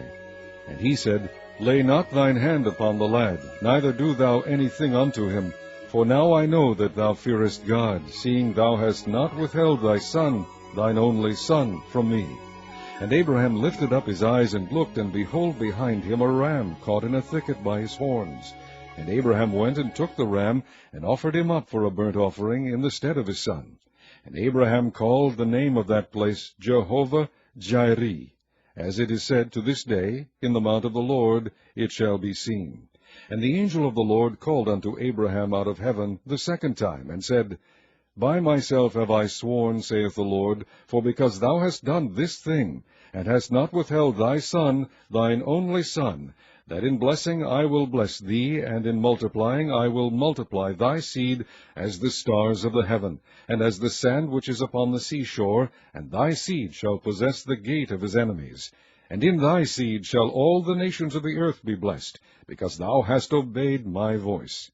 So Abraham returned unto his young men, and they rose up and went together to Beersheba. And Abraham dwelt at Beersheba. And it came to pass after these things, that it was told Abraham, saying, Behold, Milcah, she hath also borne children unto thy brother Nahor, Huz his firstborn, and Buz his brother, and Kemuel the father of Aram, and Chesed, and Hazo, and Pildash, and Jidlaph, and Bethuel. And Bethuel begat Rebekah. These 8 Milcah did bear to Nahor, Abraham's brother. And his concubine, whose name was Reumah, she bare also Teba, and Gaham, and Thehash, and Maacah. Chapter 23. And Sarah was 127 years old. These were the years of the life of Sarah. And Sarah died in Kirjath Arba, the same as Hebron, in the land of Canaan. And Abraham came to mourn for Sarah, and to weep for her. And Abraham stood up from before his dead, and spake unto the sons of Heth, saying, I am a stranger, and a sojourner with you. Give me a possession of a burying place with you, that I may bury my dead out of my sight. And the children of Heth answered Abraham, saying unto him, Hear us, my lord, thou art a mighty prince among us. In the choice of our sepulchres bury thy dead. None of us shall withhold from thee his sepulchre, but that thou mayest bury thy dead. And Abraham stood up, and bowed himself to the people of the land, even to the children of Heth. And he communed with them, saying, If it be your mind that I should bury my dead out of my sight, hear me, and entreat for me to Ephron the son of Zohar, that he may give me the cave of Machpelah, which he hath, which is in the end of his field. For as much money as it is worth, he shall give it me for a possession of a burying place amongst you. And Ephron dwelt among the children of Heth. And Ephron the Hittite answered Abraham in the audience of the children of Heth, even of all that went in at the gate of his city, saying, Nay, my lord, hear me. The field give I thee, and the cave that is therein, I give it thee. In the presence of the sons of my people give I it thee. Bury thy dead. And Abraham bowed down himself before the people of the land. And he spake unto Ephron in the audience of the people of the land, saying, But if thou wilt give it, I pray thee, hear me. I will give thee money for the field. Take it of me, and I will bury my dead there. And Ephron answered Abraham, saying unto him, My lord, hearken unto me. The land is worth 400 shekels of silver, which is that betwixt me and thee. Bury therefore thy dead. And Abraham hearkened unto Ephron, and Abraham weighed to Ephron the silver which he had named in the audience of the sons of Heth, 400 shekels of silver, current money with the merchant. And the field of Ephron, which was in Machpelah, which was before Mamre, the field and the cave which was therein, and all the trees that were in the field, that were in all the borders round about, were made sure, unto Abraham for a possession, in the presence of the children of Heth, before all that went in at the gate of his city. And after this Abraham buried Sarah his wife in the cave of the field of Machpelah, before Mamre. The same is Hebron, in the land of Canaan. And the field and the cave that is therein were made sure unto Abraham for a possession of a burying place by the sons of Heth.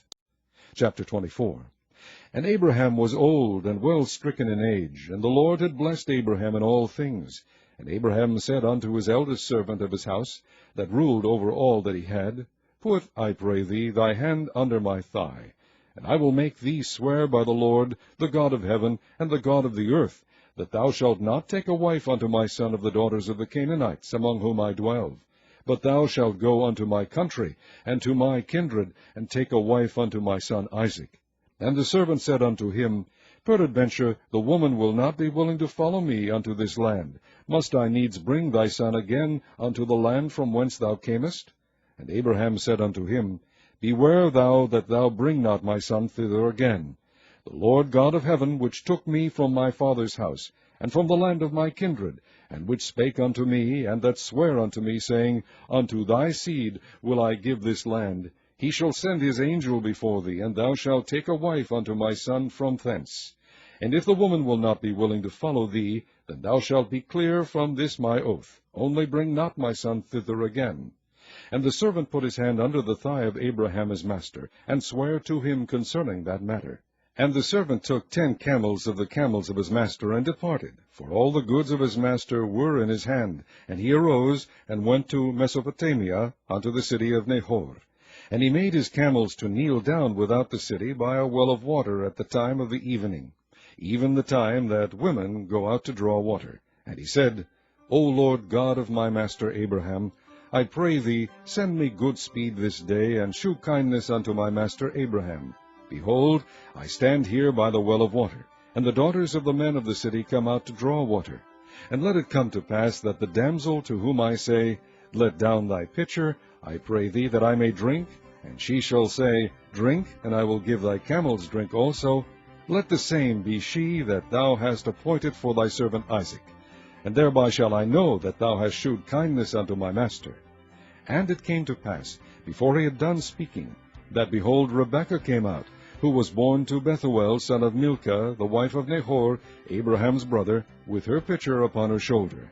And the damsel was very fair to look upon, a virgin, neither had any man known her. And she went down to the well, and filled her pitcher, and came up. And the servant ran to meet her, and said, Let me, I pray thee, drink a little water of thy pitcher. And she said, Drink, my lord. And she hasted, and let down her pitcher upon her hand, and gave him drink. And when she had done giving him drink, she said, I will draw water for thy camels also, until they have done drinking. And she hasted, and emptied her pitcher into the trough, and ran again unto the well to draw water, and drew for all his camels. And the man, wondering at her, held his peace, to wit whether the Lord had made his journey prosperous or not. And it came to pass, as the camels had done drinking, that the man took a golden earring of 1/2 shekel weight, and 2 bracelets for her hands of 10 shekels weight of gold, and said, Whose daughter art thou? Tell me, I pray thee. Is there room in thy father's house for us to lodge in? And she said unto him, I am the daughter of Bethuel, the son of Milcah, which she bare unto Nahor. She said moreover unto him, We have both straw and provender enough, and room to lodge in. And the man bowed down his head, and worshipped the Lord. And he said, Blessed be the Lord God of my master Abraham, who hath not left destitute my master of his mercy and his truth. I being in the way, the Lord led me to the house of my master's brethren. And the damsel ran, and told them of her mother's house these things. And Rebekah had a brother, and his name was Laban. And Laban ran out unto the man unto the well. And it came to pass, when he saw the earring and bracelets upon his sister's hands, and when he heard the words of Rebekah his sister, saying, Thus spake the man unto me, that he came unto the man, and behold, he stood by the camels at the well. And he said, Come in, thou blessed of the Lord. Wherefore standest thou without? For I have prepared the house and room for the camels. And the man came into the house, and he girded his camels, and gave straw and provender for the camels, and water to wash his feet, and the men's feet that were with him.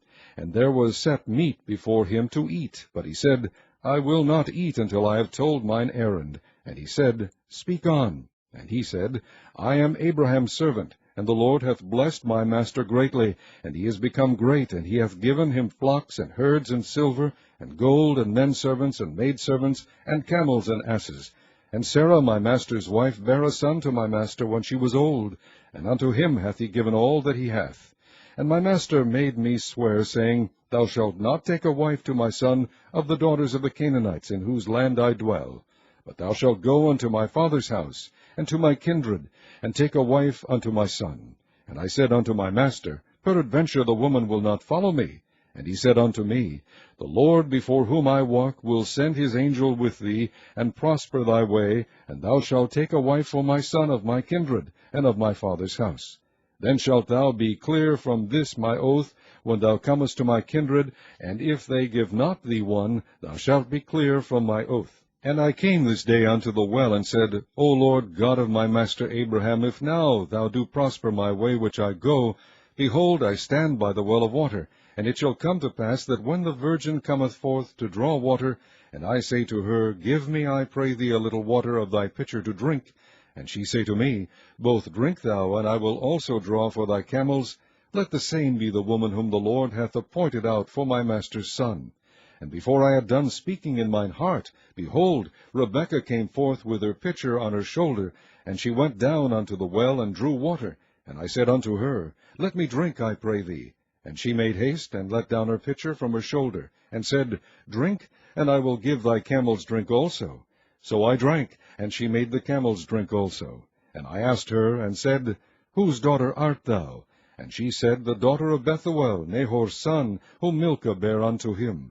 And I put the earring upon her face, and the bracelets upon her hands. And I bowed down my head, and worshipped the Lord, and blessed the Lord God of my master Abraham, which had led me in the right way to take my master's brother's daughter unto his son. And now if ye will deal kindly and truly with my master, tell me, and if not, tell me, that I may turn to the right hand or to the left. Then Laban and Bethuel answered and said, The thing proceedeth from the Lord. We cannot speak unto thee bad or good. Behold, Rebekah is before thee. Take her and go, and let her be thy master's son's wife, as the Lord hath spoken. And it came to pass that when Abraham's servant heard their words, he worshipped the Lord, bowing himself to the earth. And the servant brought forth jewels of silver, and jewels of gold, and raiment, and gave them to Rebekah. He gave also to her brother and to her mother precious things. And they did eat and drink, he and the men that were with him, and tarried all night. And they rose up in the morning, and he said, Send me away unto my master. And her brother and her mother said, Let the damsel abide with us a few days, at the least 10. After that she shall go. And he said unto them, Hinder me not, seeing the Lord hath prospered my way. Send me away that I may go to my master. And they said, We will call the damsel, and inquire at her mouth. And they called Rebekah, and said unto her, Wilt thou go with this man? And she said, I will go. And they sent away Rebekah their sister, and her nurse, and Abraham's servant, and his men. And they blessed Rebekah, and said unto her, Thou art our sister. Be thou the mother of thousands of millions, and let thy seed possess the gate of those which hate them. And Rebekah arose, and her damsels, and they rode upon the camels, and followed the man. And the servant took Rebekah, and went his way. And Isaac came from the way of the well Lahairoi, for he dwelt in the south country. And Isaac went out to meditate in the field at the eventide. And he lifted up his eyes, and saw, and behold, the camels were coming. And Rebekah lifted up her eyes, and when she saw Isaac, she lighted off the camel. For she had said unto the servant, What man is this that walketh in the field to meet us? And the servant had said, It is my master. Therefore she took a veil, and covered herself. And the servant told Isaac all things that he had done. And Isaac brought her into his mother Sarah's tent, and took Rebekah, and she became his wife, and he loved her, and Isaac was comforted after his mother's death. Chapter 25. Then again Abraham took a wife, and her name was Keturah. And she bare him Zimran, and Jokshan, and Medan, and Midian, and Ishbak, and Shua. And Jokshan begat Sheba and Dedan. And the sons of Dedan were Ashurim, and Letushim, and Leumim. And the sons of Midian, Ephah, and Epher, and Hanoch, and Abidah, and Eldeah. All these were the children of Keturah. And Abraham gave all that he had unto Isaac. But unto the sons of the concubines which Abraham had, Abraham gave gifts, and sent them away from Isaac his son, while he yet lived, eastward unto the east country. And these are the days of the years of Abraham's life which he lived, 160 years. Then Abraham gave up the ghost, and died in a good old age, an old man, and full of years, and was gathered to his people. And his sons, Isaac and Ishmael, buried him in the cave of Machpelah, in the field of Ephron, the son of Zohar the Hittite, which is before Mamre, the field which Abraham purchased of the sons of Heth. There was Abraham buried, and Sarah his wife. And it came to pass after the death of Abraham that God blessed his son Isaac, and Isaac dwelt by the well Lahairoi. Now these are the generations of Ishmael, Abraham's son, whom Hagar the Egyptian, Sarah's handmaid, bare unto Abraham. And these are the names of the sons of Ishmael, by their names according to their generations, the firstborn of Ishmael, Nebajoth, and Kedar, and Adbeel, and Mibsam. and Mishma, and Duma, and Massa, Hadar, and Tema, Jetur, Nephish, and Kedemah. These are the sons of Ishmael, and these are their names by their towns and by their castles, 12 princes according to their nations. And these are the years of the life of Ishmael, 137 years. And he gave up the ghost and died, and was gathered unto his people. And they dwelt from Havilah unto Shur, that is before Egypt, as thou goest toward Assyria. And he died in the presence of all his brethren. And these are the generations of Isaac, Abraham's son. Abraham begat Isaac, and Isaac was 40 years old when he took Rebekah to wife, the daughter of Bethuel, the Syrian of Padan Aram, the sister of Laban the Syrian. And Isaac entreated the Lord for his wife, because she was barren. And the Lord was entreated of him, and Rebekah his wife conceived. And the children struggled together within her, and she said, If it be so, why am I thus? And she went to inquire of the Lord. And the Lord said unto her, 2 nations are in thy womb, and 2 manner of people shall be separated from thy bowels, and the one people shall be stronger than the other people, and the elder shall serve the younger. And when her days to be delivered were fulfilled, behold, there were twins in her womb. And the first came out red all over like an hairy garment, and they called his name Esau. And after that came his brother out, and his hand took hold on Esau's heel, and his name was called Jacob. And Isaac was 80 years old when she bare them. And the boys grew, and Esau was a cunning hunter, a man of the field, and Jacob was a plain man dwelling in tents. And Isaac loved Esau, because he did eat of his venison, but Rebekah loved Jacob. And Jacob sawed pottage, and Esau came from the field, and he was faint. And Esau said to Jacob, Feed me, I pray thee, with that same red pottage, for I am faint. Therefore was his name called Edom. And Jacob said, Sell me this day thy birthright. And Esau said, Behold, I am at the point to die, and what profit shall this birthright do to me? And Jacob said, Swear to me this day. And he sware unto him, and he sold his birthright unto Jacob. Then Jacob gave Esau bread and pottage of lentils, and he did eat and drink, and rose up and went his way. Thus Esau despised his birthright. Chapter 26. And there was a famine in the land, beside the first famine that was in the days of Abraham. And Isaac went unto Abimelech, king of the Philistines, unto Gerar. And the Lord appeared unto him, and said, Go not down into Egypt, dwell in the land which I shall tell thee of. Sojourn in this land, and I will be with thee, and will bless thee, for unto thee and unto thy seed I will give all these countries, and I will perform the oath which I sware unto Abraham thy father. And I will make thy seed to multiply as the stars of heaven, and will give unto thy seed all these countries, and in thy seed shall all the nations of the earth be blessed. Because that Abraham obeyed my voice, and kept my charge, my commandments, my statutes, and my laws. And Isaac dwelt in Gerar. And the men of the place asked him of his wife. And he said, She is my sister. For he feared to say, She is my wife, lest, said he, the men of the place should kill me for Rebekah, because she was fair to look upon. And it came to pass, when he had been there a long time, that Abimelech, king of the Philistines, looked out at a window, and saw, and behold, Isaac was sporting with Rebekah his wife. And Abimelech called Isaac, and said, Behold, of a surety she is thy wife. And how saidst thou, She is my sister? And Isaac said unto him, Because I said, Lest I die for her. And Abimelech said, What is this thou hast done unto us? One of the people might lightly have lain with thy wife, and thou shouldest have brought guiltness upon us. And Abimelech charged all his people, saying, He that toucheth this man or his wife shall surely be put to death. Then Isaac sowed in that land, and received in the same year 100-fold, and the Lord blessed him. And the man waxed great, and went forward, and grew until he became very great. For he had possession of flocks, and possession of herds, and great store of servants, and the Philistines envied him. For all the wells which his father's servants had digged in the days of Abraham his father, the Philistines had stopped them, and filled them with earth. And Abimelech said unto Isaac, Go from us, for thou art much mightier than we. And Isaac departed thence, and pitched his tent in the valley of Gerar, and dwelt there. And Isaac digged again the wells of water which they had digged in the days of Abraham his father, for the Philistines had stopped them after the death of Abraham. And he called their names after the names by which his father had called them. And Isaac's servants digged in the valley, and found there a well of springing water. And the herdmen of Gerar did strive with Isaac's herdmen, saying, The water is ours. And he called the name of the well Esek, because they strove with him. And they digged another well, and strove for that also, and he called the name of it Sitnah.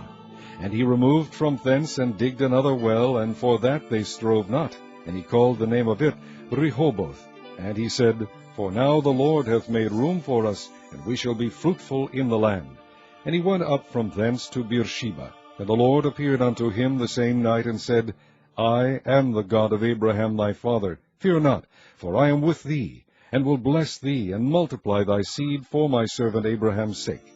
And he builded an altar there, and called upon the name of the Lord, and pitched his tent there. And there Isaac's servants digged a well. Then Abimelech went to him from Gerar, and Ahuzath, one of his friends, and Phicol, the chief captain of his army. And Isaac said unto them, Wherefore come ye to me, seeing ye hate me, and have sent me away from you? And they said, We saw certainly that the Lord was with thee. And we said, Let there be now an oath betwixt us, even betwixt us and thee, and let us make a covenant with thee, that thou wilt do us no hurt, as we have not touched thee. And as we have done unto thee nothing but good, and have sent thee away in peace, thou art now the blessed of the Lord. And he made them a feast, and they did eat and drink. And they rose up betimes in the morning, and sware one to another. And Isaac sent them away, and they departed from him in peace. And it came to pass the same day that Isaac's servants came and told him concerning the well which they had digged, and said unto him, We have found water. And he called it Sheba. Therefore the name of the city is Beersheba unto this day. And Esau was 40 years old when he took to wife Judith the daughter of Beeri the Hittite, and Bashemath the daughter of Elon the Hittite, which were a grief of mind unto Isaac and to Rebekah. Chapter 27. And it came to pass that when Isaac was old, and his eyes were dim, so that he could not see, he called Esau his eldest son, and said unto him, My son. And he said unto him, Behold, here I am. And he said, Behold now, I am old, I know not the day of my death. Now therefore take, I pray thee, thy weapons, thy quiver and thy bow, and go out to the field, and take me some venison, and make me savory meat, such as I love, and bring it to me, that I may eat, that my soul may bless thee before I die. And Rebekah heard when Isaac spake to Esau his son, and Esau went to the field to hunt for venison, and to bring it. And Rebekah spake unto Jacob her son, saying, Behold, I heard thy father speak unto Esau thy brother, saying, Bring me some venison, and make me savory meat, that I may eat and bless thee before the Lord before my death. Now therefore, my son, obey my voice according to that which I command thee. Go now to the flock, and fetch me from thence 2 good kids of the goats. And I will make them savory meat for thy father, such as he loveth. And thou shalt bring it to thy father, that he may eat, and that he may bless thee before his death. And Jacob said to Rebekah his mother, Behold, Esau my brother is a hairy man, and I am a smooth man. My father peradventure will feel me, and I shall seem to him as a deceiver, and I shall bring a curse upon me, and not a blessing. And his mother said unto him, Upon me be thy curse, my son, only obey my voice, and go fetch me them. And he went and fetched, and brought them to his mother. And his mother made savory meat, such as his father loved. And Rebekah took goodly raiment of her eldest son Esau, which were with her in the house, and put them upon Jacob her youngest son. And she put the skins of the kids of the goats upon his hands, and upon the smooth of his neck. And she gave the savory meat and the bread, which she had prepared, into the hand of her son Jacob.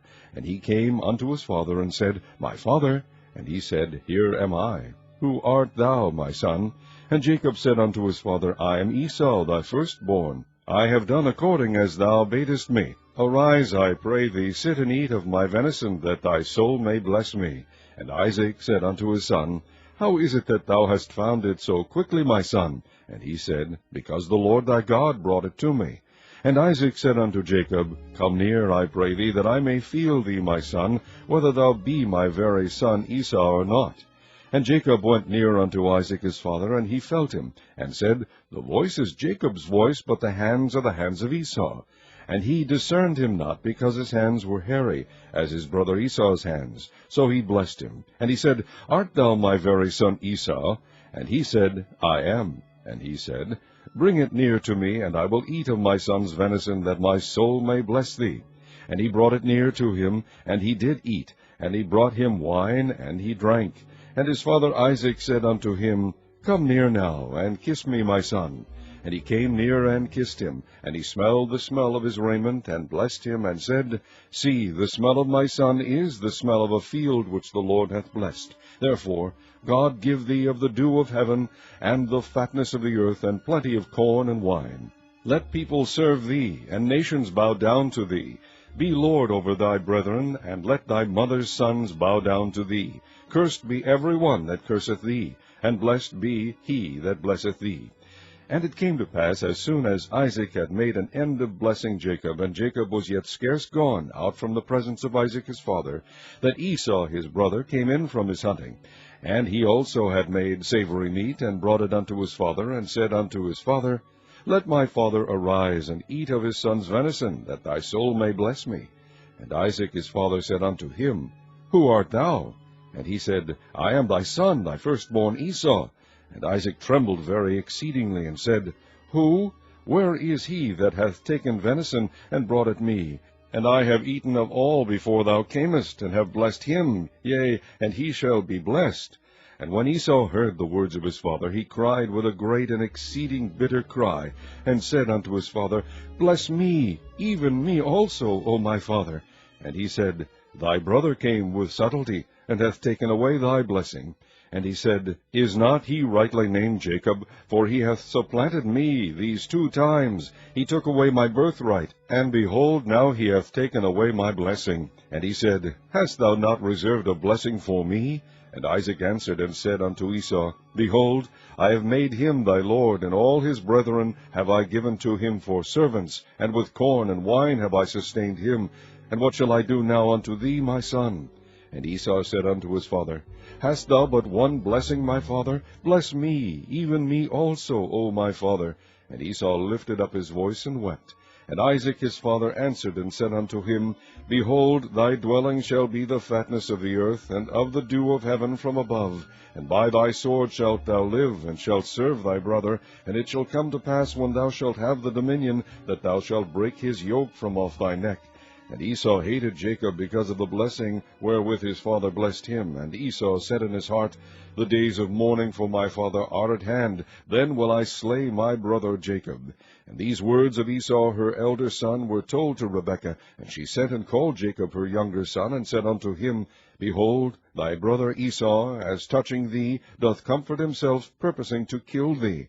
Now therefore, my son, obey my voice, and arise, flee thou to Laban my brother to Haran, and tarry with him a few days, until thy brother's fury turn away, until thy brother's anger turn away from thee, and he forget that which thou hast done to him. Then I will send and fetch thee from thence. Why should I be deprived also of you both in one day? And Rebekah said to Isaac, I am weary of my life because of the daughters of Heth. If Jacob take a wife of the daughters of Heth, such as these, which are of the daughters of the land, what good shall my life do me? Chapter 28.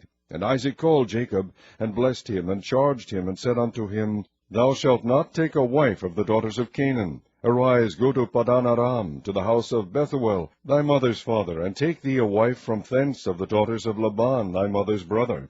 And God Almighty bless thee, and make thee fruitful, and multiply thee, that thou mayest be a multitude of people, and give thee the blessing of Abraham to thee, and to thy seed with thee, that thou mayest inherit the land wherein thou art a stranger, which God gave unto Abraham. And Isaac sent away Jacob, and he went to Padan Aram unto Laban, son of Bethuel the Syrian, the brother of Rebekah, Jacob's and Esau's mother. When Esau saw that Isaac had blessed Jacob, and sent him away to Padan Aram, to take him a wife from thence, and that as he blessed him he gave him a charge, saying, Thou shalt not take a wife of the daughters of Canaan. And that Jacob obeyed his father and his mother, and was gone to Padan Aram. And Esau, seeing that the daughters of Canaan pleased not Isaac his father, then went Esau unto Ishmael, and took unto the wives which he had Mahalath, the daughter of Ishmael, Abraham's son, the sister of Nebajoth, to be his wife. And Jacob went out from Beersheba, and went toward Haran. And he lighted upon a certain place, and tarried there all night, because the sun was set. And he took of the stones of that place, and put them for his pillows, and lay down in that place to sleep. And he dreamed, and behold, a ladder set up on the earth, and the top of it reached to heaven. And behold, the angels of God ascended and descended on it. And behold, the Lord stood above it, and said, I am the Lord God of Abraham thy father, and the God of Isaac.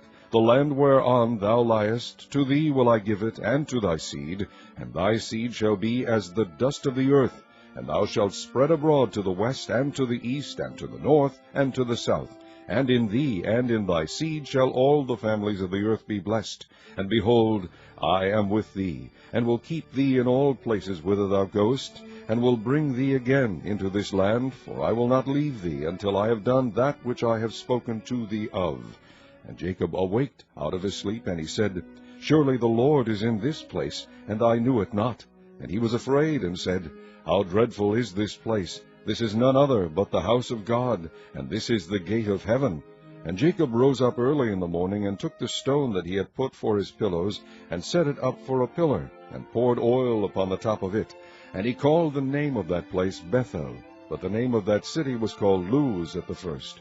And Jacob vowed a vow, saying, If God will be with me, and will keep me in this way that I go, and will give me bread to eat, and raiment to put on, so that I come again to my father's house in peace, then shall the Lord be my God.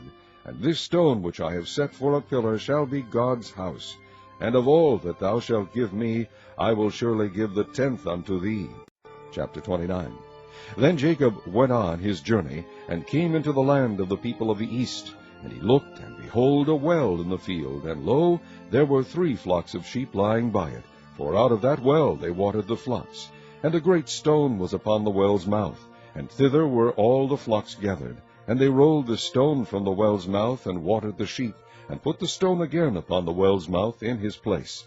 And Jacob said unto them, My brethren, whence be ye? And they said, Of Haran are we. And he said unto them, Know ye Laban the son of Nahor? And they said, We know him.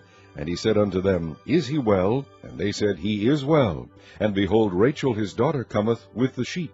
And he said, Lo, it is yet high day, neither is it time that the cattle should be gathered together. Water ye the sheep, and go and feed them. And they said, We cannot, until all the flocks be gathered together, until they roll the stone from the well's mouth. Then we water the sheep. And while he yet spake with them, Rachel came with her father's sheep, for she kept them. And it came to pass, when Jacob saw Rachel, the daughter of Laban his mother's brother, and the sheep of Laban his mother's brother, that Jacob went near, and rolled the stone from the well's mouth, and watered the flock of Laban his mother's brother. And Jacob kissed Rachel, and lifted up his voice, and wept. And Jacob told Rachel that he was her father's brother, and that he was Rebekah's son. And she ran and told her father. And it came to pass, when Laban heard the tidings of Jacob his sister's son, that he ran to meet him, and embraced him, and kissed him, and brought him to his house. And he told Laban all these things. And Laban said to him, Surely thou art my bone and my flesh. And he abode with him the space of a month. And Laban said unto Jacob, Because thou art my brother, shouldest thou therefore serve me for naught? Tell me, what shall thy wages be? And Laban had 2 daughters. The name of the elder was Leah, and the name of the younger was Rachel. Leah was tender-eyed, but Rachel was beautiful and well-favored. And Jacob loved Rachel, and said, I will serve thee 7 years for Rachel, thy younger daughter. And Laban said, It is better that I give her to thee than that I should give her to another man. Abide with me. And Jacob served 7 years for Rachel, and they seemed unto him but a few days, for the love he had to her.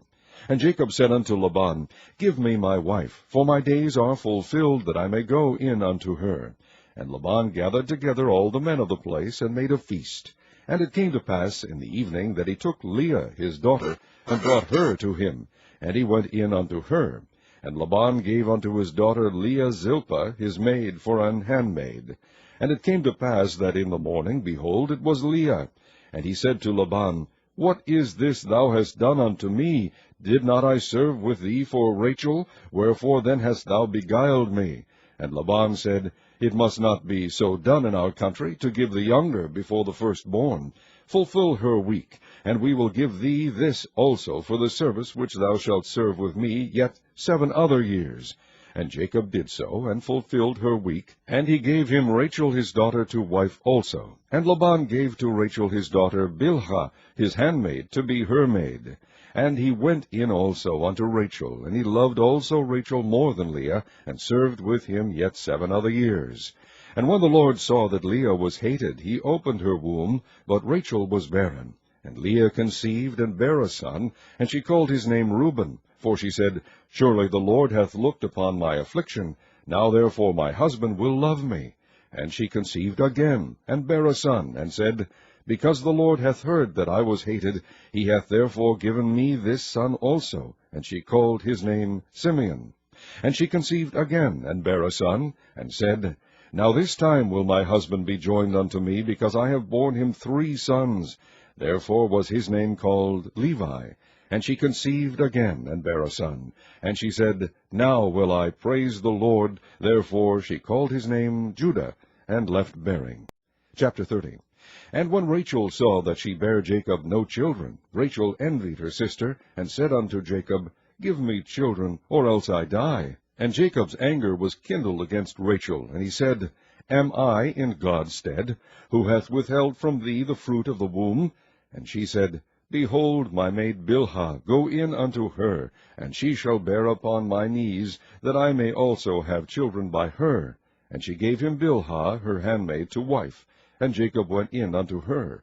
And Bilhah conceived, and bare Jacob a son. And Rachel said, God hath judged me, and hath also heard my voice, and hath given me a son. Therefore called she his name Dan. And Bilhah, Rachel's maid, conceived again, and bare Jacob a second son. And Rachel said, With great wrestlings have I wrestled with my sister, and I have prevailed. And she called his name Naphtali. When Leah saw that she had left bearing, she took Zilpah her maid, and gave her Jacob to wife. And Zilpah, Leah's maid, bare Jacob a son. And Leah said, A troop cometh, and she called his name Gad. And Zilpah, Leah's maid, bare Jacob a second son. And Leah said, Happy am I, for the daughters will call me blessed. And she called his name Asher. And Reuben went in the days of wheat harvest, and found mandrakes in the field, and brought them unto his mother Leah. Then Rachel said to Leah, Give me, I pray thee, of thy son's mandrakes. And she said unto her, Is it a small matter that thou hast taken my husband? And wouldest thou take away my son's mandrakes also? And Rachel said, Therefore he shall lie with thee tonight for thy son's mandrakes. And Jacob came out of the field in the evening, and Leah went out to meet him, and said, Thou must come in unto me, for surely I have hired thee with my son's mandrakes. And he lay with her that night. And God hearkened unto Leah, and she conceived, and bare Jacob the 5th son. And Leah said, God hath given me my hire, because I have given my maiden to my husband. And she called his name Issachar.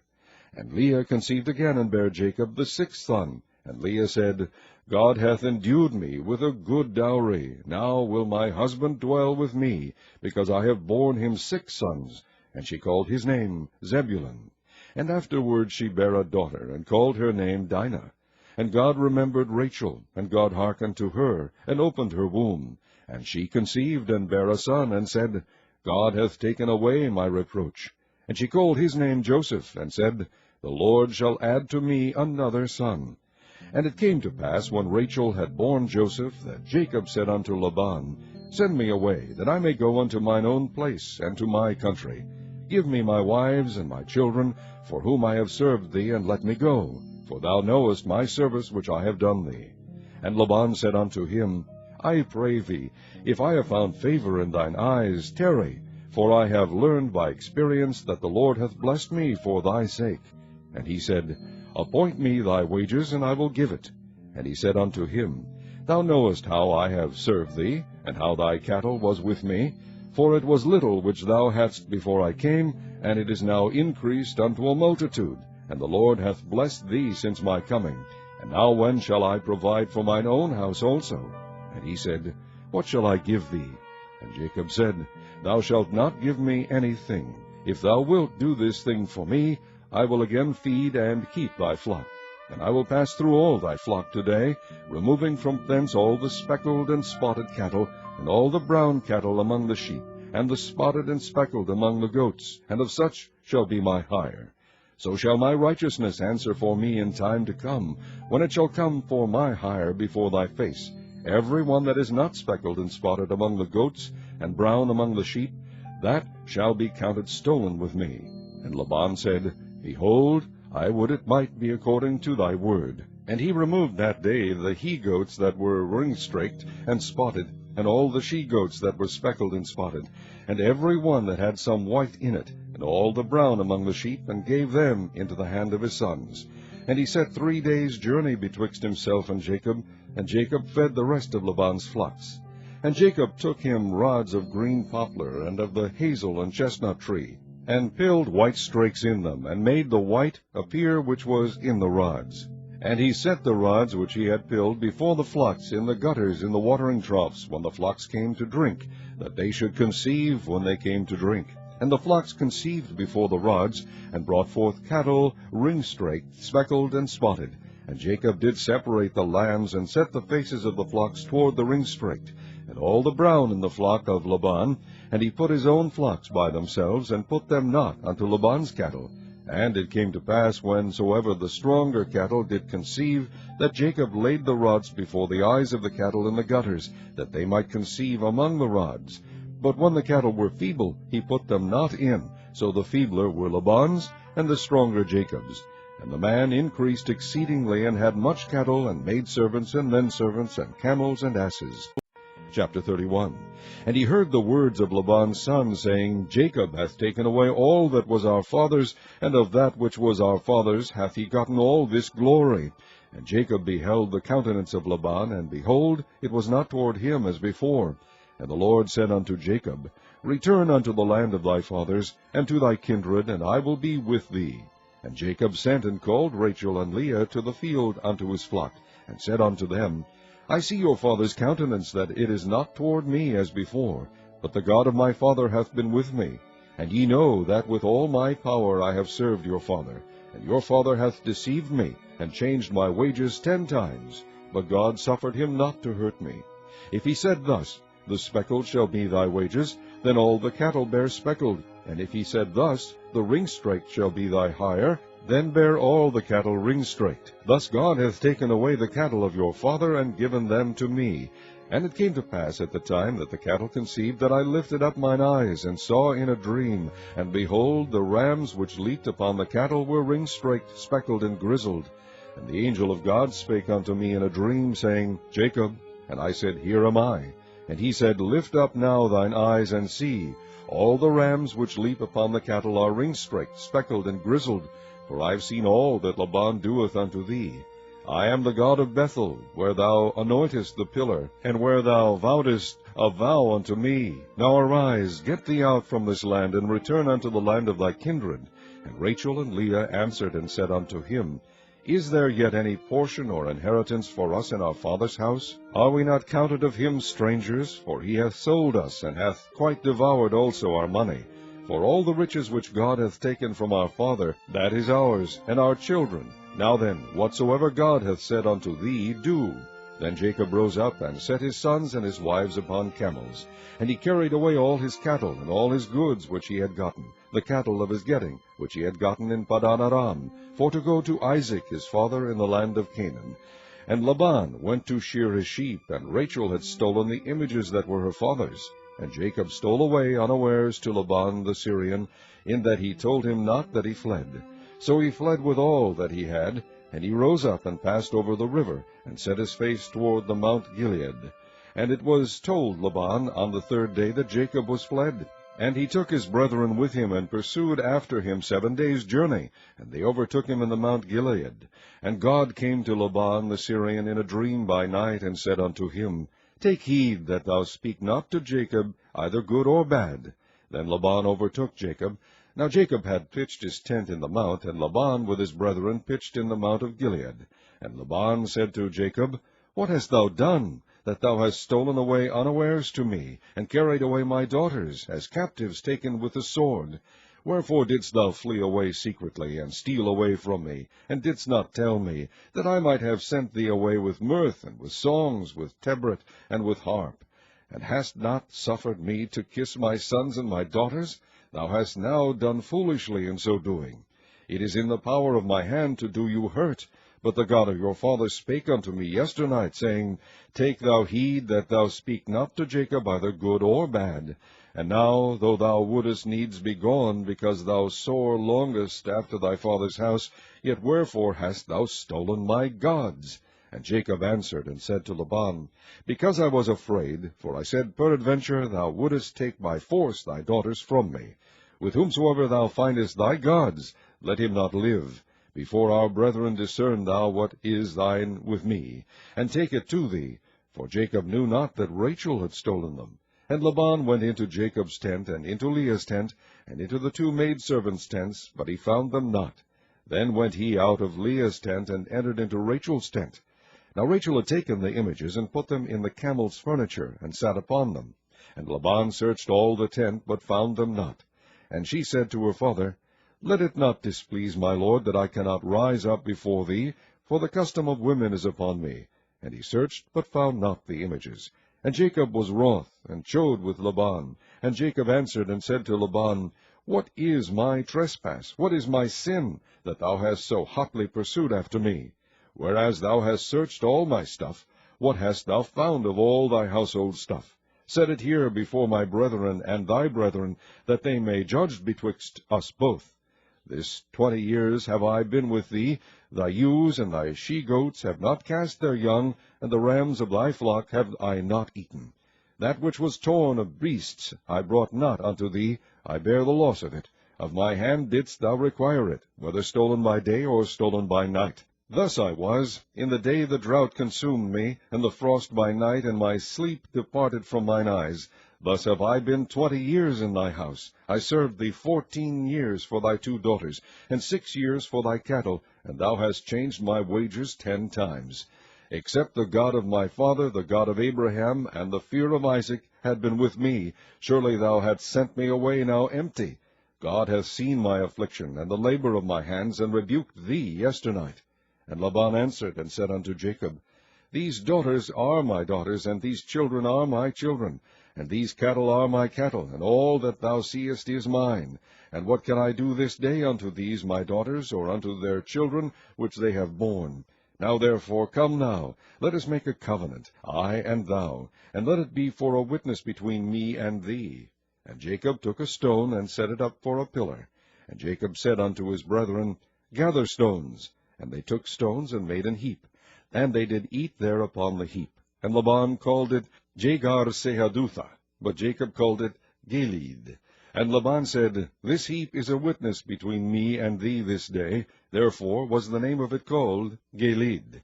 And Mizpah, for he said, The Lord watch between me and thee, when we are absent one from another. If thou shalt afflict my daughters, or if thou shalt take other wives beside my daughters, no man is with us.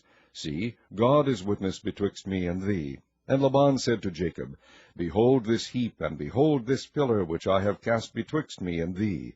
This heap be witness, and this pillar be witness, that I will not pass over this heap to thee, and that thou shalt not pass over this heap and this pillar unto me for harm.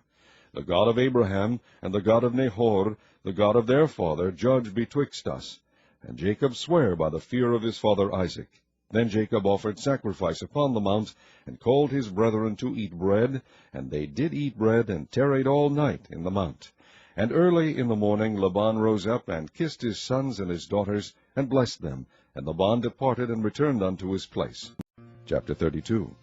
And Jacob went on his way, and the angels of God met him. And when Jacob saw them, he said, This is God's host.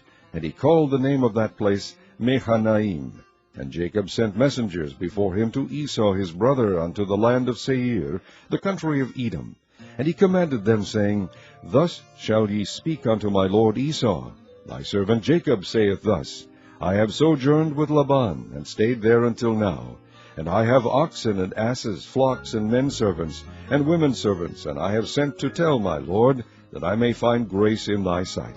And the messengers returned to Jacob, saying, We came to thy brother Esau, and also he cometh to meet thee, and 400 men with him.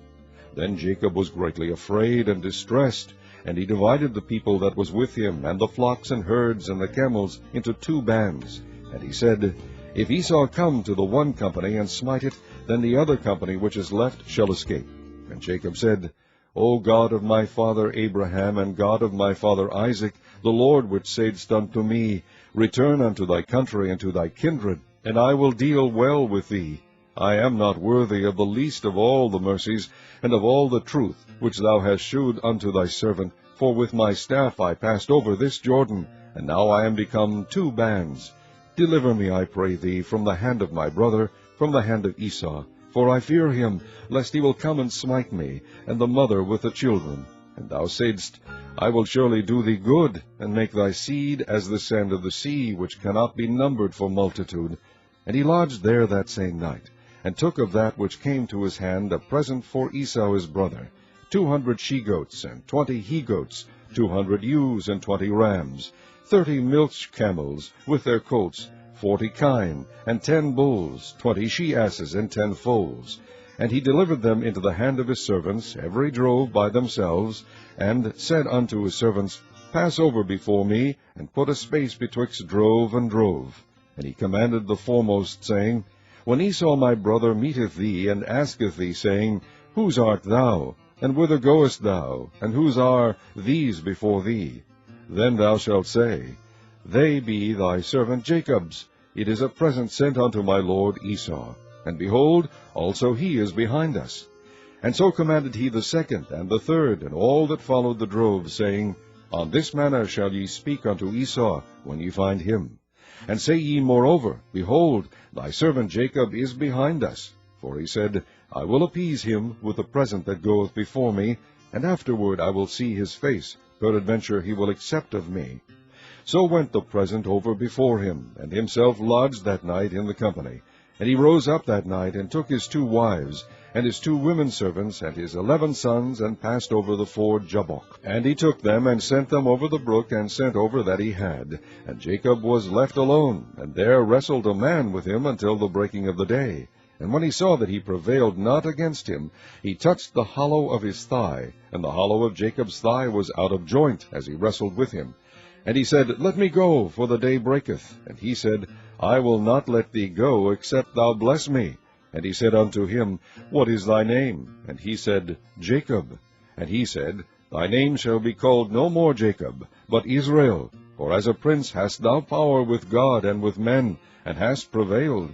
And Jacob asked him, and said, Tell me, I pray thee, thy name. And he said, Wherefore is it that thou dost ask after my name? And he blessed him there. And Jacob called the name of the place Peniel, for I have seen God face to face, and my life is preserved. And as he passed over Peniel, the sun rose upon him, and he halted upon his thigh. Therefore the children of Israel eat not of the sinew which shrank, which is upon the hollow of the thigh unto this day, because he touched the hollow of Jacob's thigh in the sinew that shrank. Chapter 33. And Jacob lifted up his eyes, and looked, and behold, Esau came, and with him 400 men. And he divided the children unto Leah, and unto Rachel, and unto the 2 handmaids. And he put the handmaids and their children foremost, and Leah and her children after, and Rachel and Joseph hindermost. And he passed over before them, and bowed himself to the ground 7 times, until he came near to his brother. And Esau ran to meet him, and embraced him, and fell on his neck, and kissed him, and they wept. And he lifted up his eyes, and saw the women and the children, and said, Who are those with thee? And he said, The children which God hath graciously given thy servant. Then the handmaidens came near, they and their children, and they bowed themselves. And Leah also with her children came near, and bowed themselves. And after came Joseph near, and Rachel, and they bowed themselves. And he said, What meanest thou by all this drove which I met? And he said, These are to find grace in thy sight of my lord. And Esau said, I have enough, my brother, keep that thou hast unto thyself. And Jacob said, Nay, I pray thee, if now I have found grace in thy sight, then receive my present at my hand. For therefore I have seen thy face, as though I had seen the face of God, and thou wast pleased with me. Take, I pray thee, my blessing that is brought to thee, because God hath dealt graciously with me, and because I have enough. And he urged him, and he took it. And he said, Let us take our journey, and let us go, and I will go before thee. And he said unto him, My Lord knoweth that the children are tender, and the flocks and herds with young are with me. And if men should overdrive them one day, all the flock will die. Let my Lord, I pray thee, pass over before his servant, and I will lead on softly, according as the cattle that goeth before me, and the children be able to endure, until I come unto my Lord, unto Seir. And Esau said, Let me now leave with thee some of the folk that are with me. And he said, What needeth it? Let me find grace in the sight of my Lord. So Esau returned that day on his way unto Seir. And Jacob journeyed to Succoth, and built him an house, and made booths for his cattle. Therefore the name of the place is called Succoth. And Jacob came to Shalem, a city of Shechem, which is in the land of Canaan, when he came from Padan Aram, and pitched his tent before the city. And he bought a parcel of field where he had spread his tent at the hand of the children of Hamor, Shechem's father, for 100 pieces of money. And he erected there an altar, and called it El Elohi Israel. Chapter 34. And Dinah the daughter of Leah, which she bare unto Jacob, went out to see the daughters of the land. And when Shechem the son of Hamor the Hivite, prince of the country, saw her, he took her, and lay with her, and defiled her. And his soul clave unto Dinah the daughter of Jacob, and he loved the damsel, and spake kindly unto the damsel. And Shechem spake unto his father Hamor, saying, Get me this damsel to wife. And Jacob heard that he had defiled Dinah his daughter. Now his sons were with his cattle in the field, and Jacob held his peace until they were come. And Hamor the father of Shechem went out unto Jacob to commune with him. And the sons of Jacob came out of the field when they heard it, and the men were grieved, and they were very wroth, because he had wrought folly in Israel in lying with Jacob's daughter, which thing ought not to be done. And Hamor communed with them, saying, The soul of my son Shechem longeth for your daughter. I pray you give her him to wife. And make ye marriages with us, and give your daughters unto us, and take our daughters unto you. And ye shall dwell with us, and the land shall be before you. Dwell, and trade ye therein, and get you possessions therein. And Shechem said unto her father, and unto her brethren, Let me find grace in your eyes, and what ye shall say unto me I will give. Ask me never so much dowry and gift, and I will give according as ye shall say unto me. But give me the damsel to wife. And the sons of Jacob answered Shechem and Hamor his father deceitfully, and said, Because he had defiled Dinah their sister. And they said unto them, We cannot do this thing, to give our sister to one that is uncircumcised, for that were a reproach unto us. But in this will we consent unto you, if ye will be as we be, that every male of you be circumcised, then will we give our daughters unto you, and we will take your daughters to us, and we will dwell with you, and we will become one people. But if ye will not hearken unto us to be circumcised, then will we take our daughter, and we will be gone. And their words pleased Hamor and Shechem Hamor's son. And the young man deferred not to do the thing, because he had delight in Jacob's daughter, and he was more honorable than all the house of his father. And Hamor and Shechem his son came unto the gate of their city, and communed with the men of their city, saying, These men are peaceable with us, therefore let them dwell in the land, and trade therein for the land. Behold, it is large enough for them. Let us take their daughters to us for wives, and let us give them our daughters. Only herein will the men consent unto us for to dwell with us, to be one people, if every male among us be circumcised, as they are circumcised. Shall not their cattle and their substance and every beast of theirs be ours? Only let us consent unto them, and they will dwell with us.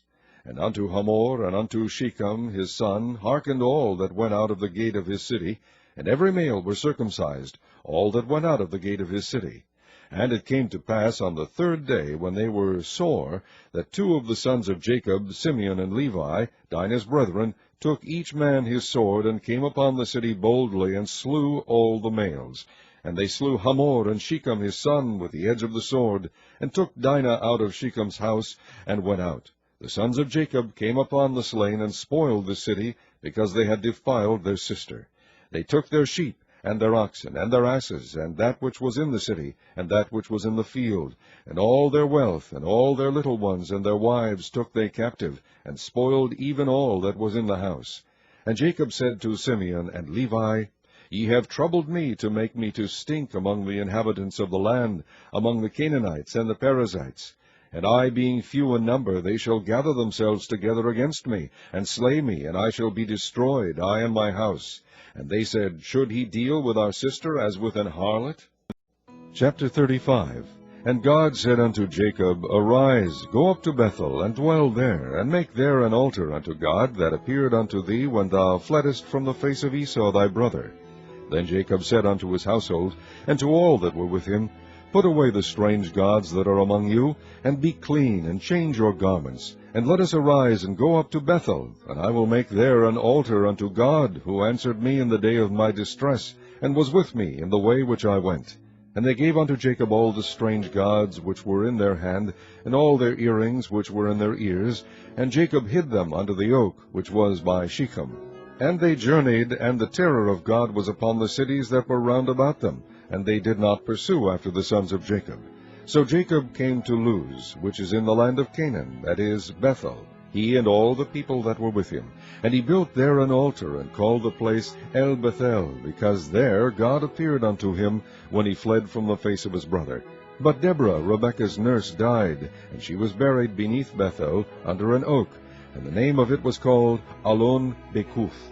And God appeared unto Jacob again, when he came out of Padan Aram, and blessed him. And God said unto him, Thy name is Jacob. Thy name shall not be called any more Jacob, but Israel shall be thy name. And he called his name Israel. And God said unto him, I am God Almighty. Be fruitful, and multiply. A nation and a company of nations shall be of thee, and kings shall come out of thy loins.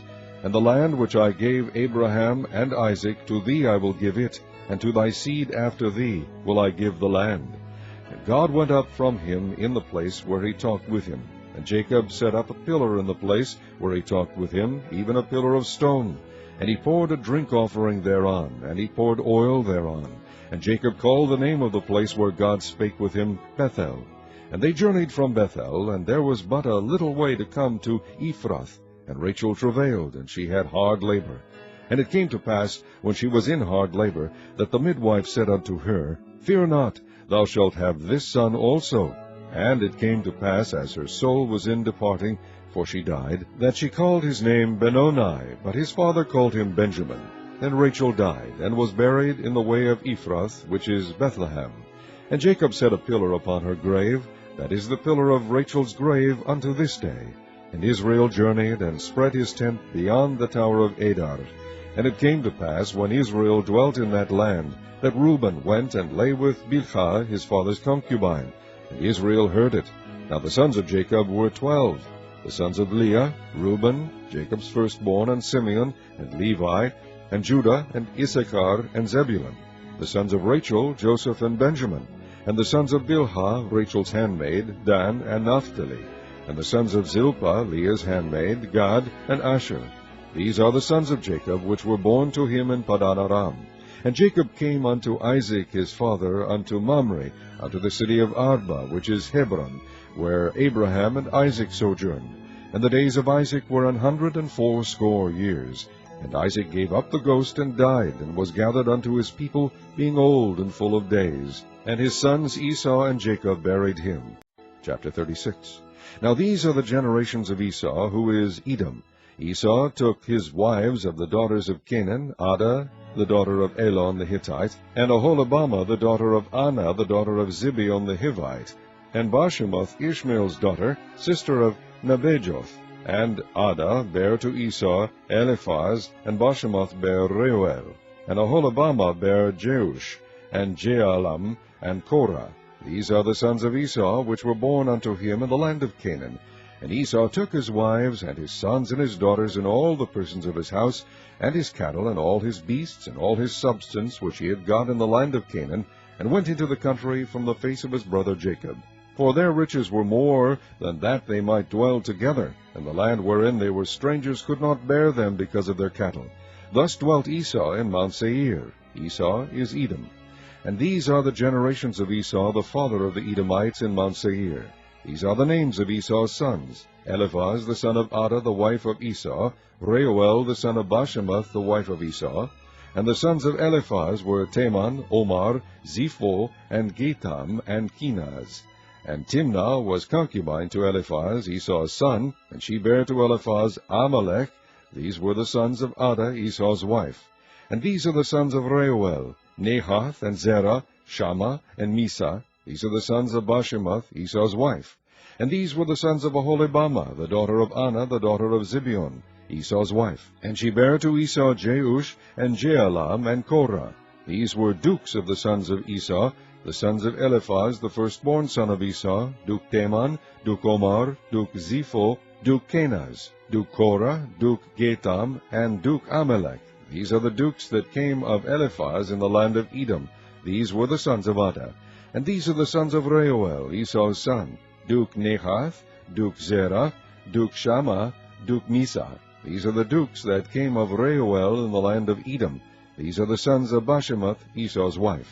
And these are the sons of Aholibamah, Esau's wife, Duke Jeush, Duke Jealam, Duke Korah. These were the dukes that came of Aholibamah, the daughter of Anna, Esau's wife.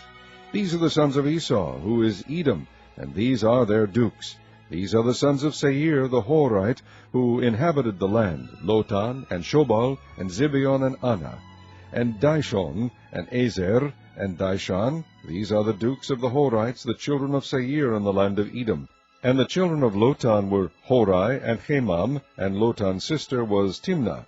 And the children of Shobal were these, Alvan, and Manahath, and Ebal, Shepho, and Onam. And these are the children of Zibeon, both Ajah and Anna.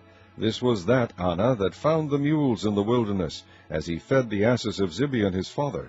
And the children of Anna were these, Dishon, and Aholibamah, the daughter of Anna. And these are the children of Dishon, Hemdan, and Eshban, and Ithran, and Cheran.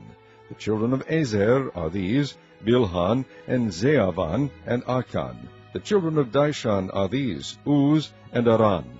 These are the dukes that came of the Horites, Duke Lotan, Duke Shobal, Duke Zibeon, Duke Anna, Duke Dishon, Duke Ezer, Duke Dishan. These are the dukes that came of Horai, among their dukes in the land of Seir. And these are the kings that reigned in the land of Edom, before there reigned any king over the children of Israel. And Bela the son of Beor reigned in Edom, and the name of his city was Dinhabah. And Bela died, and Jobab the son of Zerah of Bozrah reigned in his stead. And Jobab died, and Husham of the land of Temani reigned in his stead.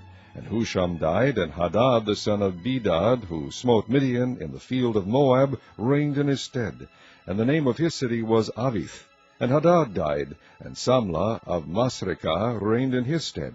And Samlah died, and Saul of Rehoboth by the river reigned in his stead. And Saul died, and Baal-Hanan the son of Achbor reigned in his stead. And Baal-Hanan the son of Achbor died, and Hadar reigned in his stead. And the name of his city was Peu, and his wife's name was Mehetabel, the daughter of Mathred, the daughter of Mesahab.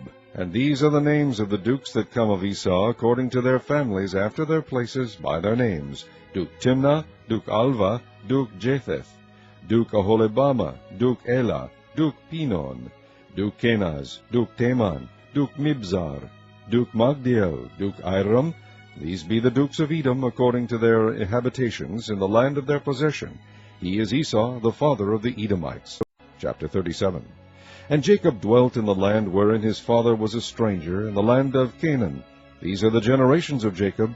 Joseph, being 17 years old, was feeding the flock with his brethren, and the lad was with the sons of Bilhah, and with the sons of Zilpah, his father's wives, and Joseph brought unto his father their evil report.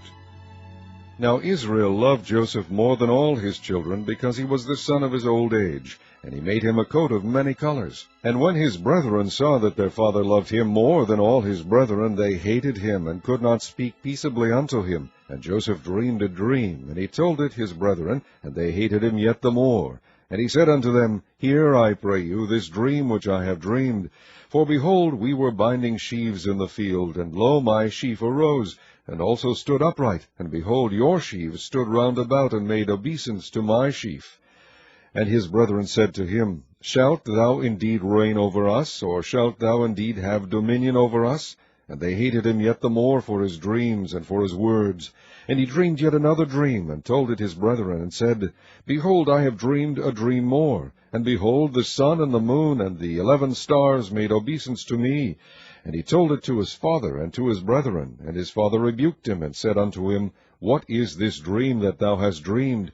Shall I and thy mother and thy brethren indeed come to bow down ourselves to thee to the earth? And his brethren envied him, but his father observed the saying.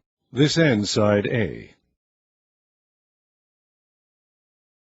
And his brethren went to feed their father's flocks in Shechem. And Israel said unto Joseph, Do not thy brethren feed the flock in Shechem? Come, and I will send thee unto them. And he said to him, Here am I. And he said to him, Go, I pray thee, see whether it be well with thy brethren, and well with the flocks, and bring me word again.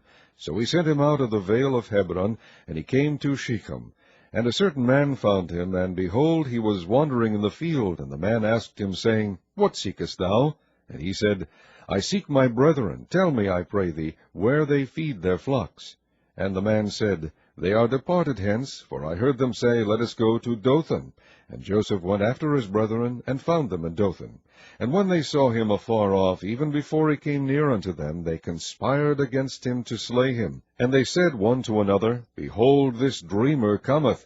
Come now, therefore, and let us slay him, and cast him into some pit. And we will say, Some evil beast hath devoured him, and we shall see what will become of his dreams. And Reuben heard it, and he delivered him out of their hands, and said, Let us not kill him. And Reuben said unto them, Shed no blood, but cast him into this pit that is in the wilderness, and lay no hand upon him, that he might rid him out of their hands, to deliver him to his father again. And it came to pass, when Joseph was come unto his brethren, that they stripped Joseph out of his coat of many colors that was on him.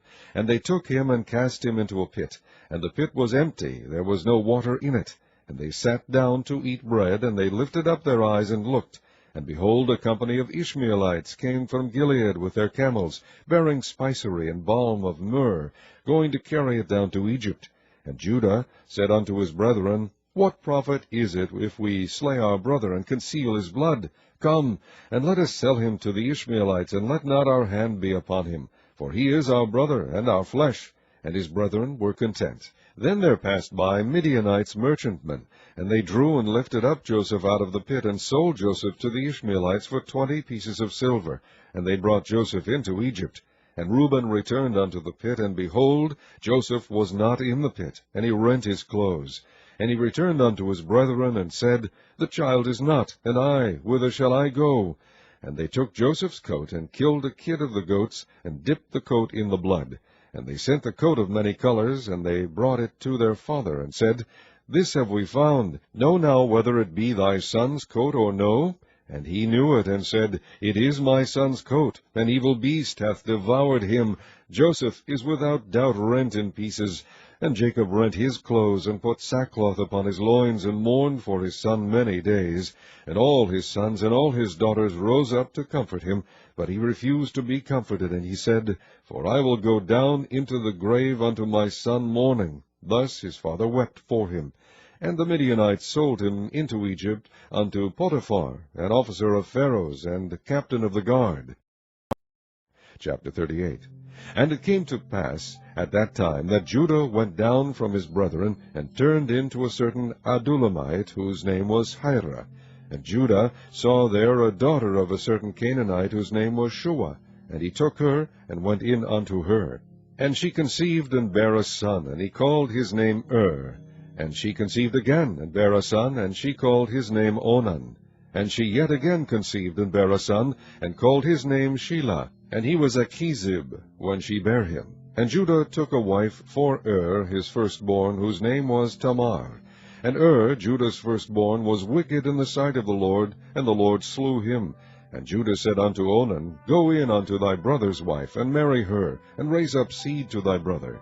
And Onan knew that the seed should not be his, and it came to pass, when he went in unto his brother's wife, that he spilled it on the ground, lest that he should give seed to his brother. And the thing which he did displeased the Lord, wherefore he slew him also. Then said Judah to Tamar his daughter-in-law, Remain a widow at thy father's house, till Shelah my son be grown. For he said, Lest peradventure he die also, as his brethren did. And Tamar went and dwelt in her father's house. And in process of time the daughter of Shua, Judah's wife, died. And Judah was comforted, and went up unto his sheep shearers to Timnath, he and his friend Hirah the Adullamite. And it was told Tamar, saying, Behold, thy father-in-law goeth up to Timnah to shear his sheep. And she put her widow's garments off from her, and covered her with a veil, and wrapped herself, and sat in an open place, which is by the way of Timnath, for she saw that Shelah was grown, and she was not given unto him to wife. When Judah saw her, he thought her to be an harlot, because she had covered her face. And he turned unto her by the way, and said, Go to, I pray thee, let me come in unto thee. For he knew not that she was his daughter-in-law. And she said, What wilt thou give me, that thou mayest come in unto me? And he said, I will send thee a kid from the flock. And she said, Wilt thou give me a pledge till thou send it? And he said, What pledge shall I give thee? And she said, Thy signet, and thy bracelets, and thy staff that is in thine hand. And he gave it her, and came in unto her, and she conceived by him. And she arose, and went away, and laid by her veil from her, and put on the garments of her widowhood. And Judah sent the kid by the hand of his friend the Adullamite to receive his pledge from the woman's hand, but he found her not. Then he asked the men of that place, saying, Where is the harlot that was openly by the wayside? And they said, There was no harlot in this place. And he returned to Judah, and said, I cannot find her. And also the men of the place said that there was no harlot in this place. And Judah said, Let her take it to her, lest we be shamed. Behold, I sent this kid, and thou hast not found her. And it came to pass about 3 months after, that it was told Judah, saying, Tamar, thy daughter-in-law, hath played the harlot. And also, behold, she is with child by whoredom. And Judah said, Bring her forth, and let her be burnt. When she was brought forth, she sent to her father-in-law, saying, By the man, whose these are, am I with child. And she said, Discern, I pray thee, whose are these, the signet, and bracelets, and staff. And Judah acknowledged them, and said, She hath been more righteous than I, because that I gave her not to Shelah my son, and he knew her again no more. And it came to pass in the time of her travail, that, behold, twins were in her womb. And it came to pass, when she travailed, that the one put out his hand, and the midwife took and bound upon his hand a scarlet thread, saying, This came out first. And it came to pass, as he drew back his hand, that, behold, his brother came out. And she said, How hast thou broken forth? This breach be upon thee. Therefore his name was called Pharez. And afterward came out his brother, that had the scarlet thread upon his hand, and his name was called Zerah. Chapter 39. And Joseph was brought down to Egypt, and Potiphar, an officer of Pharaoh, captain of the guard, an Egyptian, bought him of the hands of the Ishmaelites, which had brought him down thither. And the Lord was with Joseph, and he was a prosperous man, and he was in the house of his master the Egyptian. And his master saw that the Lord was with him, and that the Lord made all that he did to prosper in his hand. And Joseph found grace in his sight, and he served him. And he made him overseer over his house, and all that he had he put into his hand. And it came to pass from the time that he had made him overseer in his house, and over all that he had, that the Lord blessed the Egyptian's house for Joseph's sake. And the blessing of the Lord was upon all that he had in the house and in the field. And he left all that he had in Joseph's hand, and he knew not aught he had, save the bread which he did eat. And Joseph was a goodly person, and well favored. And it came to pass after these things, that his master's wife cast her eyes upon Joseph.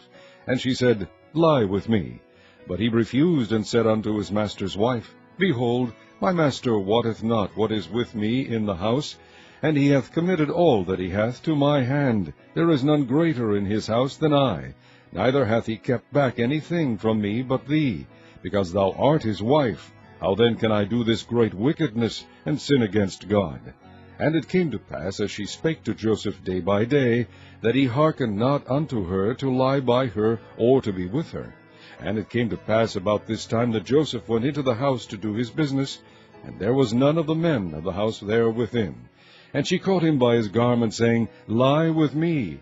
And he left his garment in her hand, and fled, and got him out. And it came to pass, when she saw that he had left his garment in her hand, and was fled forth, that she called unto the men of her house, and spake unto them, saying, See, he hath brought in an Hebrew unto us, to mock us. He came in unto me to lie with me, and I cried with a loud voice. And it came to pass, when he heard that I lifted up my voice and cried, that he left his garment with me, and fled, and got him out. And she laid up his garment by her, until his lord came home. And she spake unto him according to these words, saying, The Hebrew servant which thou hast brought unto us came in unto me to mock me. And it came to pass, as I lifted up my voice and cried, that he left his garment with me, and fled out. And it came to pass, when his master heard the words of his wife, which she spake unto him, saying, After this manner did thy servant to me, that his wrath was kindled. And Joseph's master took him, and put him into the prison, a place where the king's prisoners were bound, and he was there in the prison. But the Lord was with Joseph, and shewed him mercy, and gave him favor in the sight of the keeper of the prison. And the keeper of the prison committed to Joseph's hand all the prisoners that were in the prison. And whatsoever they did there, he was the doer of it. The keeper of the prison looked not to anything that was under his hand, because the Lord was with him, and that which he did, the Lord made it to prosper. Chapter 40. And it came to pass after these things, that the butler of the king of Egypt and his baker had offended their lord the king of Egypt. And Pharaoh was wroth against two of his officers, against the chief of the butlers, and against the chief of the bakers. And he put them in ward in the house of the captain of the guard, into the prison, the place where Joseph was bound.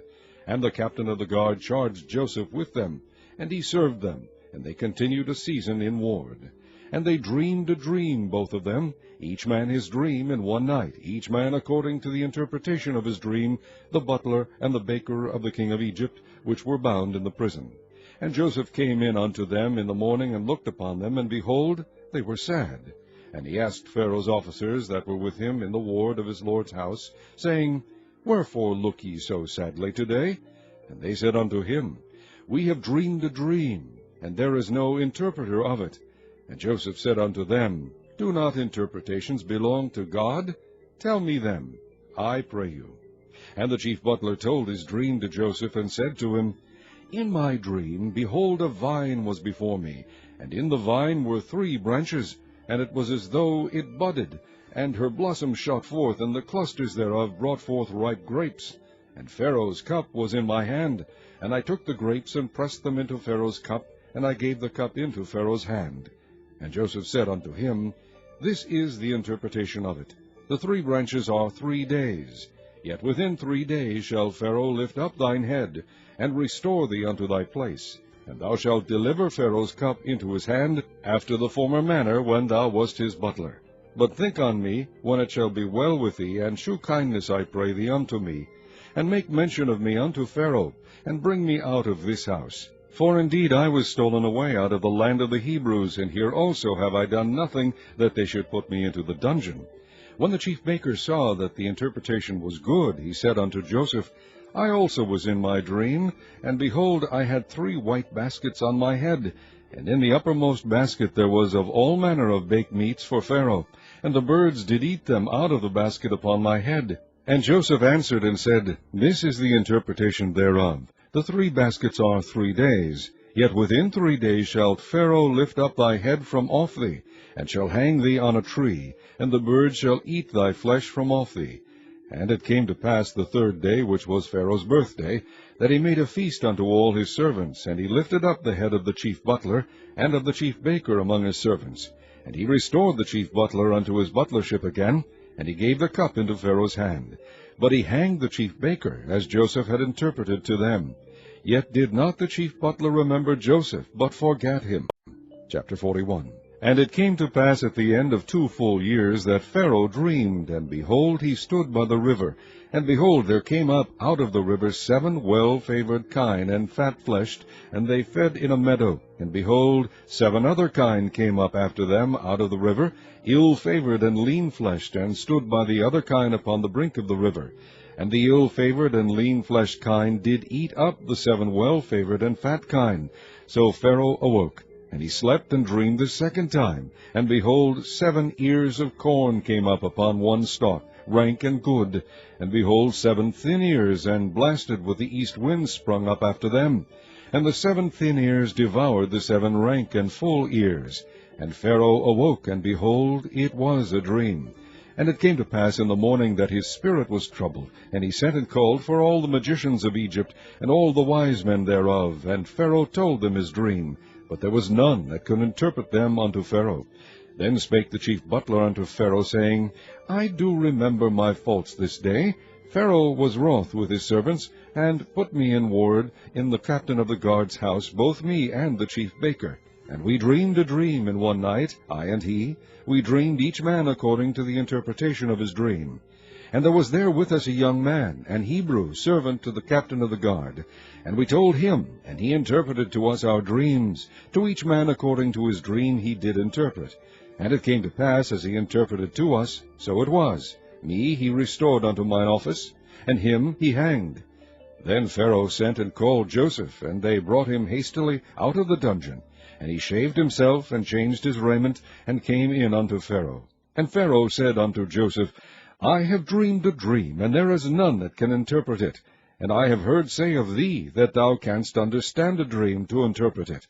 And Joseph answered Pharaoh, saying, It is not in me. God shall give Pharaoh an answer of peace. And Pharaoh said unto Joseph, In my dream, behold, I stood upon the bank of the river.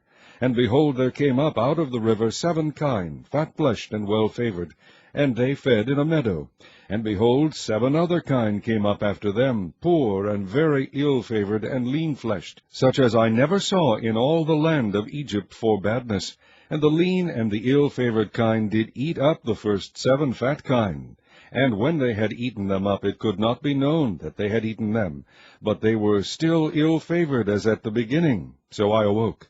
And I saw in my dream, and behold, 7 ears came up in one stalk, full and good. And behold, 7 ears withered, thin, and blasted with the east wind, sprung up after them. And the thin ears devoured the 7 good ears. And I told this unto the magicians, but there was none that could declare it to me. And Joseph said unto Pharaoh, The dream of Pharaoh is one. God hath shewed Pharaoh what he is about to do. The 7 good kine are 7 years, and the 7 good ears are 7 years. The dream is one. And the 7 thin and ill-favored kine that came up after them are 7 years, and the 7 empty ears blasted with the east wind shall be 7 years of famine. This is the thing which I have spoken unto Pharaoh. What God is about to do he sheweth unto Pharaoh. Behold, there come 7 years of great plenty throughout all the land of Egypt.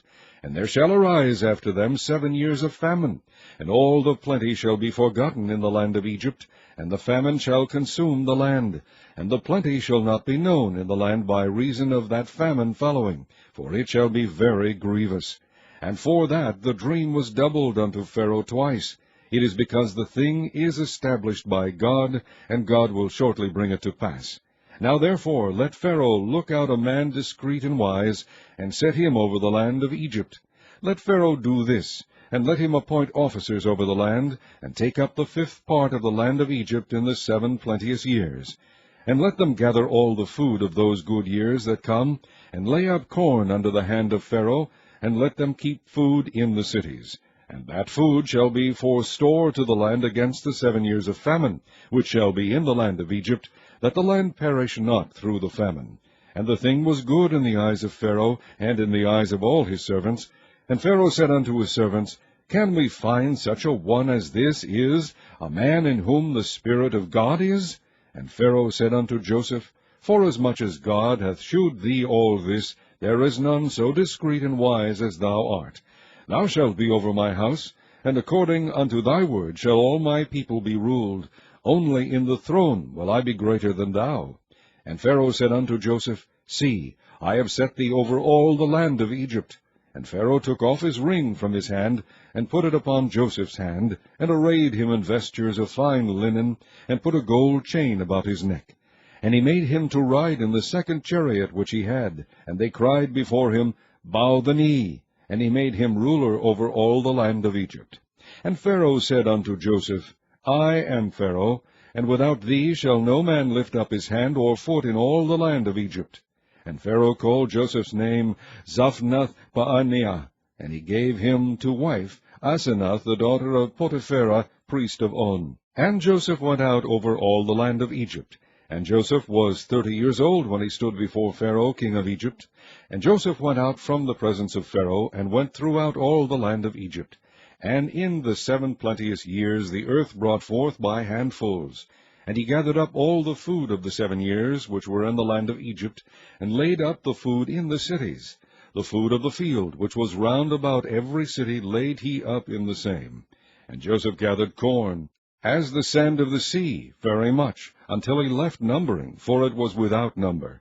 And unto Joseph were born 2 sons before the years of famine came, which Asenath the daughter of Potipherah, priest of On, bare unto him. And Joseph called the name of the firstborn Manasseh, for God said, He hath made me forget all my toil, and all my father's house. And the name of the second called he Ephraim, for God hath caused me to be fruitful in the land of my affliction. And the 7 years of plenteousness that was in the land of Egypt were ended, and the 7 years of dearth began to come, according as Joseph had said. And the dearth was in all lands, but in all the land of Egypt there was bread. And when all the land of Egypt was famished, the people cried to Pharaoh for bread. And Pharaoh said unto all the Egyptians, Go unto Joseph, what he saith to you, do. And the famine was over all the face of the earth. And Joseph opened all the storehouses, and sold unto the Egyptians, and the famine waxed sore in the land of Egypt. And all countries came into Egypt to Joseph for to buy corn, because that the famine was so sore in all lands. Chapter 42. Now when Jacob saw that there was corn in Egypt, Jacob said unto his sons, Why do ye look one upon another? And he said, Behold, I have heard that there is corn in Egypt. Get you down thither, and buy for us from thence, that we may live and not die. And Joseph's 10 brethren went down to buy corn in Egypt. But Benjamin, Joseph's brother, Jacob sat not with his brethren, for he said, Lest peradventure mischief befall him. And the sons of Israel came to buy corn among those that came, for the famine was in the land of Canaan. And Joseph was the governor over the land, and he it was that sold to all the people of the land. And Joseph's brethren came and bowed down themselves before him with their faces to the earth. And Joseph saw his brethren, and he knew them, but made himself strange unto them, and spake roughly unto them. And he said unto them, Whence come ye? And they said, From the land of Canaan, to buy food. And Joseph knew his brethren, but they knew not him. And Joseph remembered the dreams which he dreamed of them, and said unto them, Ye are spies. To see the nakedness of the land ye are come. And they said unto him, Nay, my lord, but to buy food are thy servants come. We are all one man's sons, we are true men, thy servants are no spies. And he said unto them, Nay, but to see the nakedness of the land ye are come. And they said, Thy servants are 12 brethren, the sons of one man in the land of Canaan, and behold, the youngest is this day with our father, and one is not. And Joseph said unto them, That is it that I spake unto you, saying, Ye are spies. Hereby ye shall be proved. By the life of Pharaoh ye shall not go forth hence, except your youngest brother come hither. Send one of you, and let him fetch your brother, and ye shall be kept in prison, that your words may be proved, whether there be any truth in you, or else by the life of Pharaoh surely ye are spies. And he put them all together into ward 3 days. And Joseph said unto them the 3rd day, This do, and live, for I fear God. If ye be true men, let one of your brethren be bound in the house of your prison. Go ye, carry corn for the famine of your houses, but bring your youngest brother unto me, so shall your words be verified, and ye shall not die. And they did so.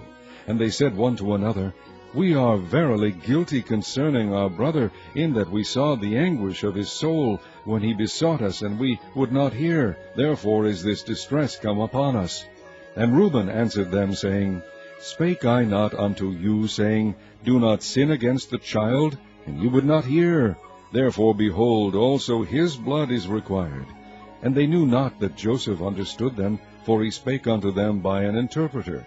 And he turned himself about from them, and wept, and returned to them again, and communed with them, and took from them Simeon, and bound him before their eyes.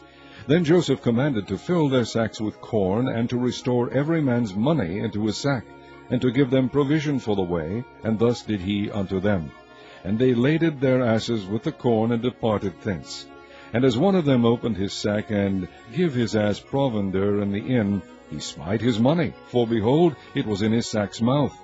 And he said unto his brethren, My money is restored, and lo, it is even in my sack. And their heart failed them, and they were afraid, saying one to another, What is this that God hath done unto us? And they came unto Jacob their father, unto the land of Canaan, and told him all that befell unto them, saying, The man who is the Lord of the land spake roughly to us, and took us for spies of the country. And we said unto him, We are true men, we are no spies.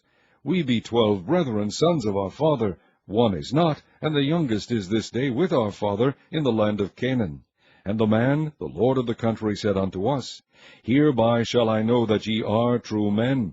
Leave one of your brethren here with me, and take food for the famine of your households, and be gone. And bring your youngest brother unto me. Then shall I know that ye are no spies, but that ye are true men. So will I deliver you your brother, and ye shall traffic in the land. And it came to pass, as they emptied their sacks, that, behold, every man's bundle of money was in his sack. And when both they and their father saw the bundles of money, they were afraid. And Jacob their father said unto them, Me have ye bereaved of my children. Joseph is not, and Simeon is not, and ye will take Benjamin away. All these things are against me. And Reuben spake unto his father, saying, Slay my 2 sons, if I bring him not to thee. Deliver him into my hand, and I will bring him to thee again. And he said, My son shall not go down with you, for his brother is dead, and he is left alone. If mischief befall him by the way in the which ye go, then shall ye bring down my gray hairs with sorrow to the grave. Chapter 43. And the famine was sore in the land. And it came to pass, when they had eaten up the corn which they had brought out of Egypt, their father said unto them, Go again, buy us a little food. And Judah spake unto him, saying, The man did solemnly protest unto us, saying, Ye shall not see my face, except your brother be with you. If thou wilt send our brother with us, we will go down and buy thee food. But if thou wilt not send him, we will not go down. For the man said unto us, Ye shall not see my face, except your brother be with you. And Israel said, Wherefore dealt ye so ill with me, as to tell the man whether ye had yet a brother? And they said, The man asked us straitly of our state, and of our kindred, saying, Is your father yet alive? Have ye another brother? And we told him according to the tenor of these words. Could we certainly know that he would say, Bring your brother down? And Judah said unto Israel his father, Send the lad with me, and we will arise and go, that we may live and not die, both we and thou, and also our little ones. I will be surety for him, of my hand shalt thou require him. If I bring him not unto thee, and set him before thee, then let me bear the blame forever. For except we had lingered, surely now we had returned this second time. And their father Israel said unto them, If it must be so now, do this. Take of the best fruits in the land in your vessels, and carry down the man a present, a little balm, and a little honey, spices and myrrh, nuts and almonds. And take double money in your hand, and the money that was brought again in the mouth of your sacks, carry it again in your hand. Peradventure it was an oversight. Take also your brother, and arise, go again unto the man.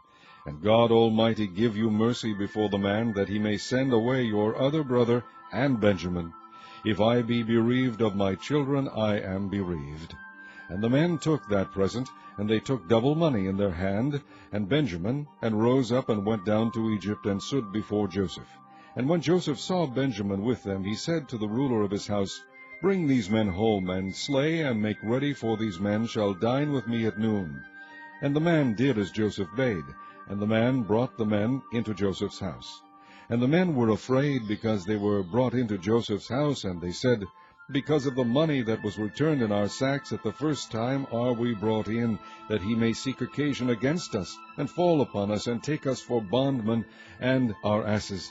And they came near to the steward of Joseph's house, and they communed with him at the door of the house, and said, O sir, we came indeed down at the first time to buy food.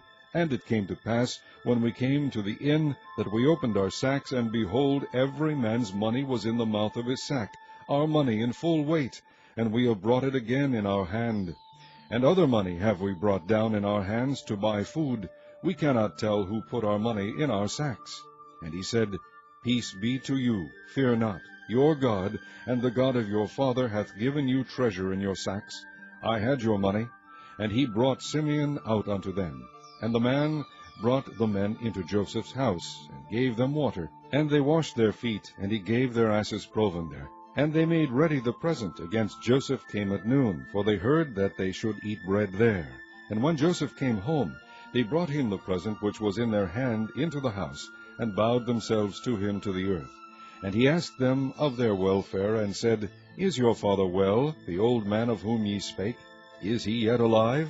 And they answered, Thy servant our father is in good health, he is yet alive. And they bowed down their heads and made obeisance. And he lifted up his eyes and saw his brother Benjamin, his mother's son, and said, Is this your younger brother, of whom ye spake unto me?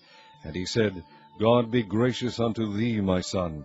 And Joseph made haste, for his bowels did yearn upon his brother, and he sought where to weep, and he entered into his chamber and wept there. And he washed his face, and went out, and refrained himself, and said, Set on bread. And they set on for him by himself, and for them by themselves, and for the Egyptians which did eat with him by themselves, because the Egyptians might not eat bread with the Hebrews, for that is an abomination unto the Egyptians. And they sat before him, the firstborn according to his birthright, and the youngest according to his youth. And the men marveled one at another. And he took and sent messes unto them from before him. But Benjamin's mess was 5 times so much as any of theirs. And they drank and were merry with him. Chapter 44. And he commanded the steward of his house, saying, Fill the men's sacks with food, as much as they can carry, and put every man's money in his sack's mouth. And put my cup, the silver cup, in the sack's mouth of the youngest, and his corn money. And he did according to the word that Joseph had spoken. As soon as the morning was light, the men were sent away, they and their asses. And when they were gone out of the city, and not yet far off, Joseph said unto his steward, Up, follow after the men, and when thou dost overtake them, say unto them, Wherefore have ye rewarded evil for good? Is not this it in which my Lord drinketh, and whereby indeed he divineth? Ye have done evil in so doing. And he overtook them, and he spake unto them these same words. And they said unto him, Wherefore saith my Lord these words? God forbid that thy servant should do according to this thing. Behold the money which we found in our sacks' mouths. We brought again unto thee out of the land of Canaan. How then should we steal out of thy Lord's house silver or gold? With whomsoever of thy servants it be found, both let him die, and we also will be my Lord's bondmen. And he said, Now also let it be according unto your words. He with whom it is found shall be my servant, and ye shall be blameless. Then they speedily took down every man his sack to the ground, and opened every man his sack. And he searched, and began at the eldest, and left at the youngest, and the cup was found in Benjamin's sack. Then they rent their clothes, and laded every man his ass, and returned to the city. And Judah and his brethren came to Joseph's house, for he was yet there, and they fell before him on the ground. And Joseph said unto them, What deed is this that ye have done? Wot ye not that such a man as I can certainly divine? And Judah said, What shall we say unto my Lord? What shall we speak? Or how shall we clear ourselves? God hath found out the iniquity of thy servants. Behold, we are my Lord's servants, both we, and he also with whom the cup is found. And he said, God forbid that I should do so. But the man in whose hand the cup is found, he shall be my servant. And as for you, get you up in peace unto your father. Then Judah came near unto him, and said, O my lord, let thy servant, I pray thee, speak a word in my lord's ears, and let not thine anger burn against thy servant, for thou art even as Pharaoh. My lord asked his servant, saying, Have ye a father, or a brother? And we said unto my lord, We have a father, an old man, and a child of his old age, a little one, and his brother is dead, and he alone is left of his mother, and his father loveth him. And thou saidst unto thy servants, Bring him down unto me, that I may set mine eyes upon him. And we said unto my lord, The lad cannot leave his father, for if he should leave his father would die. And thou saidst unto thy servants, Except your youngest brother come down with you, ye shall see my face no more. And it came to pass, when we came up unto thy servant my father, we told him the words of my lord. And our father said, Go again, and buy us a little food. And we said, We cannot go down. If our youngest brother be with us, then will we go down, for we may not see the man's face, except our youngest brother be with us. And thy servant my father said unto us, Ye know that my wife bare me 2 sons, and the one went out from me, and I said, Surely he is torn in pieces, and I saw him not since. And if ye take this also from me, and mischief befall him, ye shall bring down my gray hairs with sorrow to the grave. Now therefore, when I come to thy servant my father, and the lad be not with us, seeing that his life is bound up in the lad's life, it shall come to pass, when he seeth that the lad is not with us, that he will die, and thy servant shall bring down the gray hairs of thy servant our father with sorrow to the grave.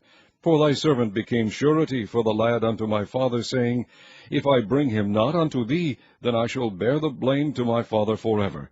Now therefore, I pray thee, let thy servant abide instead of the lad a bondman to my lord, and let the lad go up with his brethren. For how shall I go up to my father, and the lad be not with me, lest peradventure I see the evil that shall come on my father? Chapter 45. Then Joseph could not refrain himself before all them that stood by him, and he cried, Cause every man to go out from me. And there stood no man with him, while Joseph made himself known unto his brethren. And he wept aloud, and the Egyptians and the house of Pharaoh heard. And Joseph said unto his brethren, I am Joseph. Doth my father yet live? And his brethren could not answer him, for they were troubled at his presence. And Joseph said unto his brethren, Come near to me, I pray you. And they came near, and he said, I am Joseph your brother, whom ye sold into Egypt. Now therefore be not grieved, nor angry with yourselves, that ye sold me hither, for God did send me before you to preserve life. For these 2 years hath the famine been in the land, and yet there are 5 years, in the which there shall neither be earing nor harvest. And God sent me before you to preserve you a posterity in the earth, and to save your lives by a great deliverance. So now it was not you that sent me hither, but God, and he hath made me a father to Pharaoh, and lord of all his house, and a ruler throughout all the land of Egypt. Haste ye, and go up to my father, and say unto him, Thus saith thy son Joseph, God hath made me lord of all Egypt. Come down unto me, tarry not, and thou shalt dwell in the land of Goshen, and thou shalt be near unto me, thou and thy children, and thy children's children, and thy flocks, and thy herds, and all that thou hast. And there will I nourish thee, for yet there are 5 years of famine, lest thou and thy household, and all that thou hast, come to poverty. And behold, your eyes see, and the eyes of my brother Benjamin, that it is my mouth that speaketh unto you. And ye shall tell my father of all my glory in Egypt, and of all that ye have seen, and ye shall haste, and bring down my father hither.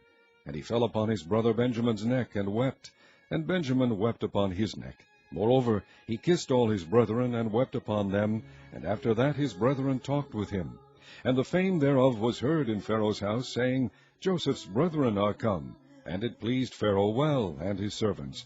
And Pharaoh said unto Joseph, Say unto thy brethren, This do ye, lade your beasts, and go, get you unto the land of Canaan, and take your father and your households, and come unto me, and I will give you the good of the land of Egypt, and ye shall eat the fat of the land. Now thou art commanded, this do ye, take you wagons out of the land of Egypt for your little ones, and for your wives, and bring your father, and come. Also regard not your stuff, for the good of all the land of Egypt is yours. And the children of Israel did so, and Joseph gave them wagons according to the commandment of Pharaoh, and gave them provision for the way. To all of them he gave each man changes of raiment, but to Benjamin he gave 300 pieces of silver and 5 changes of raiment. And to his father he sent after this manner, 10 asses laden with the good things of Egypt, and 10 she-asses laden with corn and bread and meat for his father by the way. So he sent his brethren away, and they departed. And he said unto them, See that ye fall not out by the way. And they went up out of Egypt, and came into the land of Canaan unto Jacob their father, and told him, saying, Joseph is yet alive, and he is governor over all the land of Egypt. And Jacob's heart fainted, for he believed them not. And they told him all the words of Joseph, which he had said unto them. And when he saw the wagons which Joseph had sent to carry him, the spirit of Jacob their father revived. And Israel said, It is enough. Joseph my son is yet alive. I will go and see him before I die. Chapter 46. And Israel took his journey with all that he had, and came to Beersheba, and offered sacrifices unto the God of his father Isaac. And God spake unto Israel in the visions of the night, and said, Jacob, Jacob. And he said, Here am I. And he said, I am God, the God of thy father. Fear not to go down into Egypt, for I will there make of thee a great nation. I will go down with thee into Egypt, and I will also surely bring thee up again. And Joseph shall put his hand upon thine eyes. And Jacob rose up from Beersheba, and the sons of Israel carried Jacob their father, and their little ones, and their wives, in the wagons which Pharaoh had sent to carry him. And they took their cattle and their goods, which they had gotten in the land of Canaan, and came into Egypt, Jacob and all his seed with him. His sons and his sons' sons with him, his daughters, and his sons' daughters, and all his seed brought he with him into Egypt. And these are the names of the children of Israel, which came into Egypt: Jacob and his sons, Reuben, Jacob's firstborn, and the sons of Reuben, Hanoch, and Phalu, and Hezron, and Carmi. And the sons of Simeon, Jemuel, and Jamin, and Ohad, and Jachin, and Zohar, and Sheuel, the son of a Canaanitish woman. And the sons of Levi, Gershon, Kohath, and Merari. And the sons of Judah, and Onan, and Shelah, and Pharez, and Zerah. But and Onan died in the land of Canaan. And the sons of Pharez were Hezron and Hamul. And the sons of Issachar, Tola, and Phuvah, and Job, and Shimron. And the sons of Zebulun, Sered, and Elon, and Jahleel. These be the sons of Leah, which he bare unto Jacob in Padan Aram, with his daughter Dinah. All the sons of his sons and his daughters were 33. And the sons of Gad, Ziphion, and Haggai, Shuni, and Esbon, Eri, and Arodi, and Arilai. And the sons of Asher, Jimnah, and Ishua, and Isui, and Beriah, and Serah their sister. And the sons of Beriah, Heber, and Malchiel. These are the sons of Zilpah, whom Laban gave to Leah his daughter. And these she bare unto Jacob, even 16 souls, the sons of Rachel, Jacob's wife, Joseph and Benjamin. And unto Joseph in the land of Egypt were born Manasseh and Ephraim, which Asenath, the daughter of Potipherah, priest of On, bare unto him. And the sons of Benjamin were Bela, and Becher, and Ashbel, Gera, and Naaman, Ehai, and Rosh, Mupim, and Hupim, and Ard. These are the sons of Rachel, which were born to Jacob. All the souls were 14.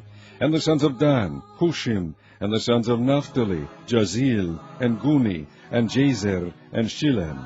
These are the sons of Bilhah, which Laban gave unto Rachel his daughter, and she bare these unto Jacob. All the souls were 7.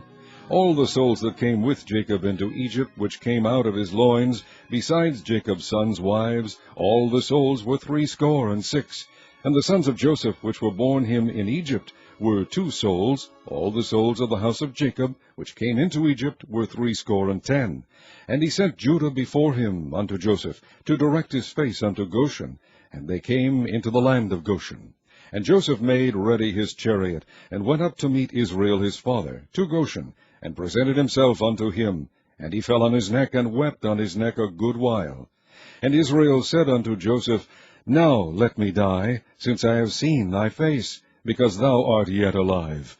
And Joseph said unto his brethren, and unto his father's house, I will go up, and shew Pharaoh, and say unto him, My brethren and my father's house, which were in the land of Canaan, are come unto me. And the men are shepherds, for their trade hath been to feed cattle. And they have brought their flocks, and their herds, and all that they have. And it shall come to pass, when Pharaoh shall call you, and shall say, What is your occupation? That ye shall say, Thy servant's trade hath been about cattle from our youth even until now, both we, and also our fathers, that ye may dwell in the land of Goshen. For every shepherd is an abomination unto the Egyptians. Chapter 47. Then Joseph came and told Pharaoh, and said, My father and my brethren, and their flocks, and their herds, and all that they have, are come out of the land of Canaan, and behold, they are in the land of Goshen. And he took some of his brethren, even 5 men, and presented them unto Pharaoh. And Pharaoh said unto his brethren, What is your occupation? And they said unto Pharaoh, Thy servants are shepherds, both we, and also our fathers. They said moreover unto Pharaoh, For to sojourn in the land are we come, for thy servants have no pasture for their flocks, for the famine is sore in the land of Canaan. Now therefore, we pray thee, let thy servants dwell in the land of Goshen. And Pharaoh spake unto Joseph, saying, Thy father and thy brethren are come unto thee. The land of Egypt is before thee. In the best of the land make thy father and brethren to dwell. In the land of Goshen let them dwell. And if thou knowest any men of activity among them, then make them rulers over my cattle. And Joseph brought in Jacob his father, and set him before Pharaoh. And Jacob blessed Pharaoh. And Pharaoh said unto Jacob, How old art thou? And Jacob said unto Pharaoh, The days of the years of my pilgrimage are 130 years. Few and evil have the days of the years of my life been, and have not attained unto the days of the years of the life of my fathers in the days of their pilgrimage. And Jacob blessed Pharaoh, and went out from before Pharaoh. And Joseph placed his father and his brethren, and gave them a possession in the land of Egypt, in the best of the land, in the land of Ramses, as Pharaoh had commanded. And Joseph nourished his father and his brethren, and all his father's household, with bread according to their families. And there was no bread in all the land, for the famine was very sore, so that the land of Egypt and all the land of Canaan fainted by reason of the famine. And Joseph gathered up all the money that was found in the land of Egypt, and in the land of Canaan, for the corn which they bought, and Joseph brought the money into Pharaoh's house. And when money failed in the land of Egypt and in the land of Canaan, all the Egyptians came unto Joseph, and said, Give us bread, for why should we die in thy presence, for the money faileth? And Joseph said, Give your cattle, and I will give you for your cattle, if money fail. And they brought their cattle unto Joseph, and Joseph gave them bread in exchange for horses, and for the flocks, and for the cattle of the herds, and for the asses. And he fed them with bread for all their cattle for that year. When that year was ended, they came unto him the second year, and said unto him, We will not hide it from my lord, how that our money is spent. My lord also hath our herds of cattle. There is not aught left in the sight of my lord, but our bodies and our lands. Wherefore shall we die before thine eyes, both we and our land? Buy us and our land for bread, and we and our land will be servants unto Pharaoh. And give us seed, that we may live, and not die, that the land be not desolate. And Joseph bought all the land of Egypt for Pharaoh, for the Egyptians sold every man his field, because the famine prevailed over them. So the land became Pharaoh's. And as for the people, he removed them to cities from one end of the borders of Egypt even to the other end thereof. Only the land of the priests bought he not, for the priests had a portion assigned them of Pharaoh, and did eat their portion which Pharaoh gave them, wherefore they sold not their lands. Then Joseph said unto the people, Behold, I have bought you this day, and your land for Pharaoh. Lo, here is seed for you, and ye shall sow the land. And it shall come to pass in the increase, that ye shall give the 5th part unto Pharaoh, and 4 parts shall be your own, for seed of the field, and for your food, and for them of your households, and for food for your little ones. And they said, Thou hast saved our lives. Let us find grace in the sight of my lord, and we will be Pharaoh's servants. And Joseph made it a law over the land of Egypt unto this day, that Pharaoh should have the 5th part, except the land of the priests only, which became not Pharaoh's. And Israel dwelt in the land of Egypt, in the country of Goshen, and they had possessions therein, and grew and multiplied exceedingly. And Jacob lived in the land of Egypt 17 years, so the whole age of Jacob was 147 years. And the time drew nigh that Israel must die, and he called his son Joseph, and said unto him, If now I have found grace in thy sight, put, I pray thee, thy hand under my thigh, and deal kindly and truly with me. Bury me not, I pray thee, in Egypt, but I will lie with my fathers, and thou shalt carry me out of Egypt, and bury me in their burying place. And he said, I will do as thou hast said. And he said, Swear unto me. And he sware unto him. And Israel bowed himself upon the bed's head. Chapter 48. And it came to pass after these things, that one told Joseph, Behold, thy father is sick. And he took with him his 2 sons, Manasseh and Ephraim. And one told Jacob, and said, Behold, thy son Joseph cometh unto thee. And Israel strengthened himself, and sat upon the bed.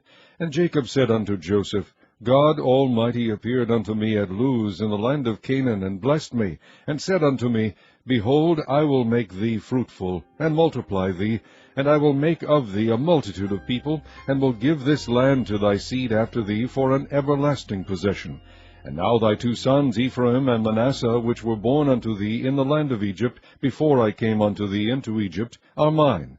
As Reuben and Simeon, they shall be mine. And thy issue, which thou begettest after them, shall be thine, and shall be called after the name of their brethren in their inheritance. And as for me, when I came from Padan, Rachel died by me in the land of Canaan in the way, when yet there was but a little way to come unto Ephrath, and I buried her there in the way of Ephrath, the same is Bethlehem. And Israel beheld Joseph's sons, and said, Who are these? And Joseph said unto his father, They are my sons, whom God hath given me in this place. And he said, Bring them, I pray thee, unto me, and I will bless them. Now the eyes of Israel were dim for age, so that he could not see. And he brought them near unto him, and he kissed them and embraced them. And Israel said unto Joseph, I had not thought to see thy face, and lo, God hath shewed me also thy seed. And Joseph brought them out from between his knees, and he bowed himself with his face to the earth. And Joseph took them both, Ephraim in his right hand, toward Israel's left hand, and Manasseh in his left hand toward Israel's right hand, and brought them near unto him. And Israel stretched out his right hand, and laid it upon Ephraim's head, who was the younger, and his left hand upon Manasseh's head, guiding his hands wittingly, for Manasseh was the firstborn. And he blessed Joseph, and said, God, before whom my fathers Abraham and Isaac did walk, the God which fed me all my life long unto this day, the angel which redeemed me from all evil, bless the lads, and let my name be named on them, and the name of my fathers Abraham and Isaac, and let them grow into a multitude in the midst of the earth. And when Joseph saw that his father laid his right hand upon the head of Ephraim, it displeased him, and he held up his father's hand, to remove it from Ephraim's head unto Manasseh's head.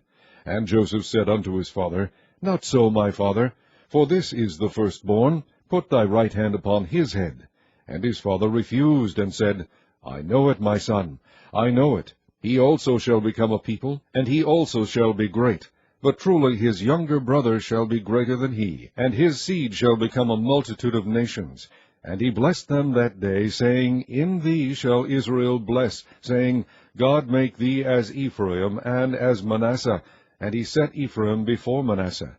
And Israel said unto Joseph, Behold, I die, but God shall be with you, and bring you again unto the land of your fathers. Moreover, I have given to thee one portion above thy brethren, which I took out of the hand of the Amorite with my sword and with my bow. Chapter 49.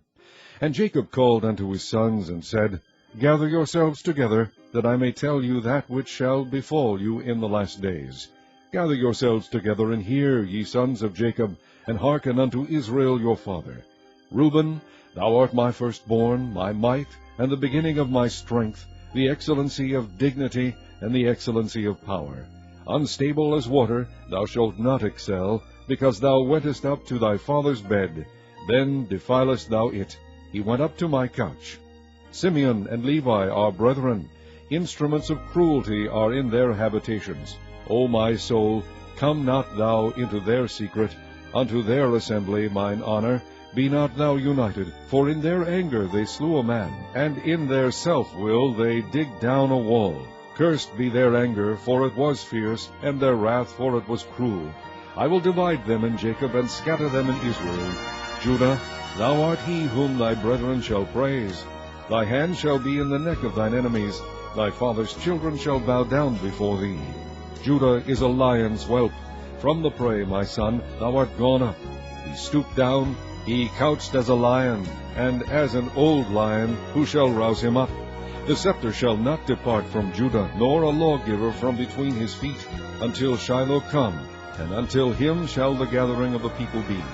Binding his foal unto the vine, and his ass's colt unto the choice vine, he washed his garments in wine, and his clothes in the blood of grapes. His eyes shall be red with wine, and his teeth white with milk. Zebulun shall dwell at the haven of the sea, and he shall be for an haven of ships, and his border shall be unto Zidon. Issachar is a strong ass couching down between two burdens, and he saw that rest was good, and the land that it was pleasant, and bowed his shoulder to bear, and became a servant unto tribute. Dan shall judge his people, as one of the tribes of Israel.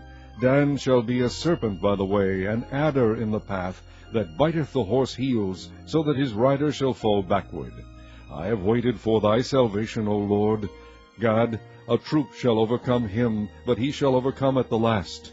Out of Asher his bread shall be fat, and he shall yield royal dainties. Naphtali is a hind let loose, he giveth goodly words. Joseph is a fruitful bough, even a fruitful bough by a well, whose branches run over the wall. The archers have sorely grieved him, and shot at him, and hated him. But his bow abode in strength, and the arms of his hands were made strong by the hands of the mighty God of Jacob. From thence is the shepherd, the stone of Israel. Even by the God of thy father, who shall help thee, and by the Almighty, who shall bless thee with blessings of heaven above, blessings of the deep that lieth under, blessings of the breasts and of the womb. The blessings of thy father have prevailed above the blessings of my progenitors, unto the utmost bound of the everlasting hills. They shall be on the head of Joseph, and on the crown of the head of him that was separate from his brethren. Benjamin shall raven as a wolf. In the morning he shall devour the prey, and at night he shall divide the spoil. All these are the 12 tribes of Israel, and this is it that their father spake unto them, and blessed them. Every one according to his blessing he blessed them. And he charged them, and said unto them, I am to be gathered unto my people. Bury me with my fathers in the cave that is in the field of Ephron the Hittite, in the cave that is in the field of Machpelah, which is before Mamre, in the land of Canaan, which Abraham bought with the field of Ephron the Hittite, for a possession of a burying place. There they buried Abraham and Sarah his wife. There they buried Isaac and Rebekah his wife, and there I buried Leah. The purchase of the field and of the cave that is therein was from the children of Heth. And when Jacob had made an end of commanding his sons, he gathered up his feet into the bed, and yielded up the ghost, and was gathered unto his people. Chapter 50. And Joseph fell upon his father's face, and wept upon him, and kissed him. And Joseph commanded his servants, the physicians, to embalm his father, and the physicians embalmed Israel. And 40 days were fulfilled for him, for so are fulfilled the days of those which are embalmed. And the Egyptians mourned for him 60 days. And when the days of his mourning were past, Joseph spake unto the house of Pharaoh, saying, If now I have found grace in your eyes, speak, I pray you, in the ears of Pharaoh, saying, My father made me swear, saying, Lo, I die. In my grave which I have digged for me in the land of Canaan, there shalt thou bury me. Now therefore let me go up, I pray thee, and bury my father, and I will come again. And Pharaoh said, Go up and bury thy father, according as he made thee swear. And Joseph went up to bury his father, and with him went up all the servants of Pharaoh, the elders of his house, and all the elders of the land of Egypt, and all the house of Joseph, and his brethren, and his father's house. Only their little ones, and their flocks, and their herds they left in the land of Goshen. And there went up with him both chariots and horsemen, and it was a very great company. And they came to the threshing floor of Atad, which is beyond Jordan.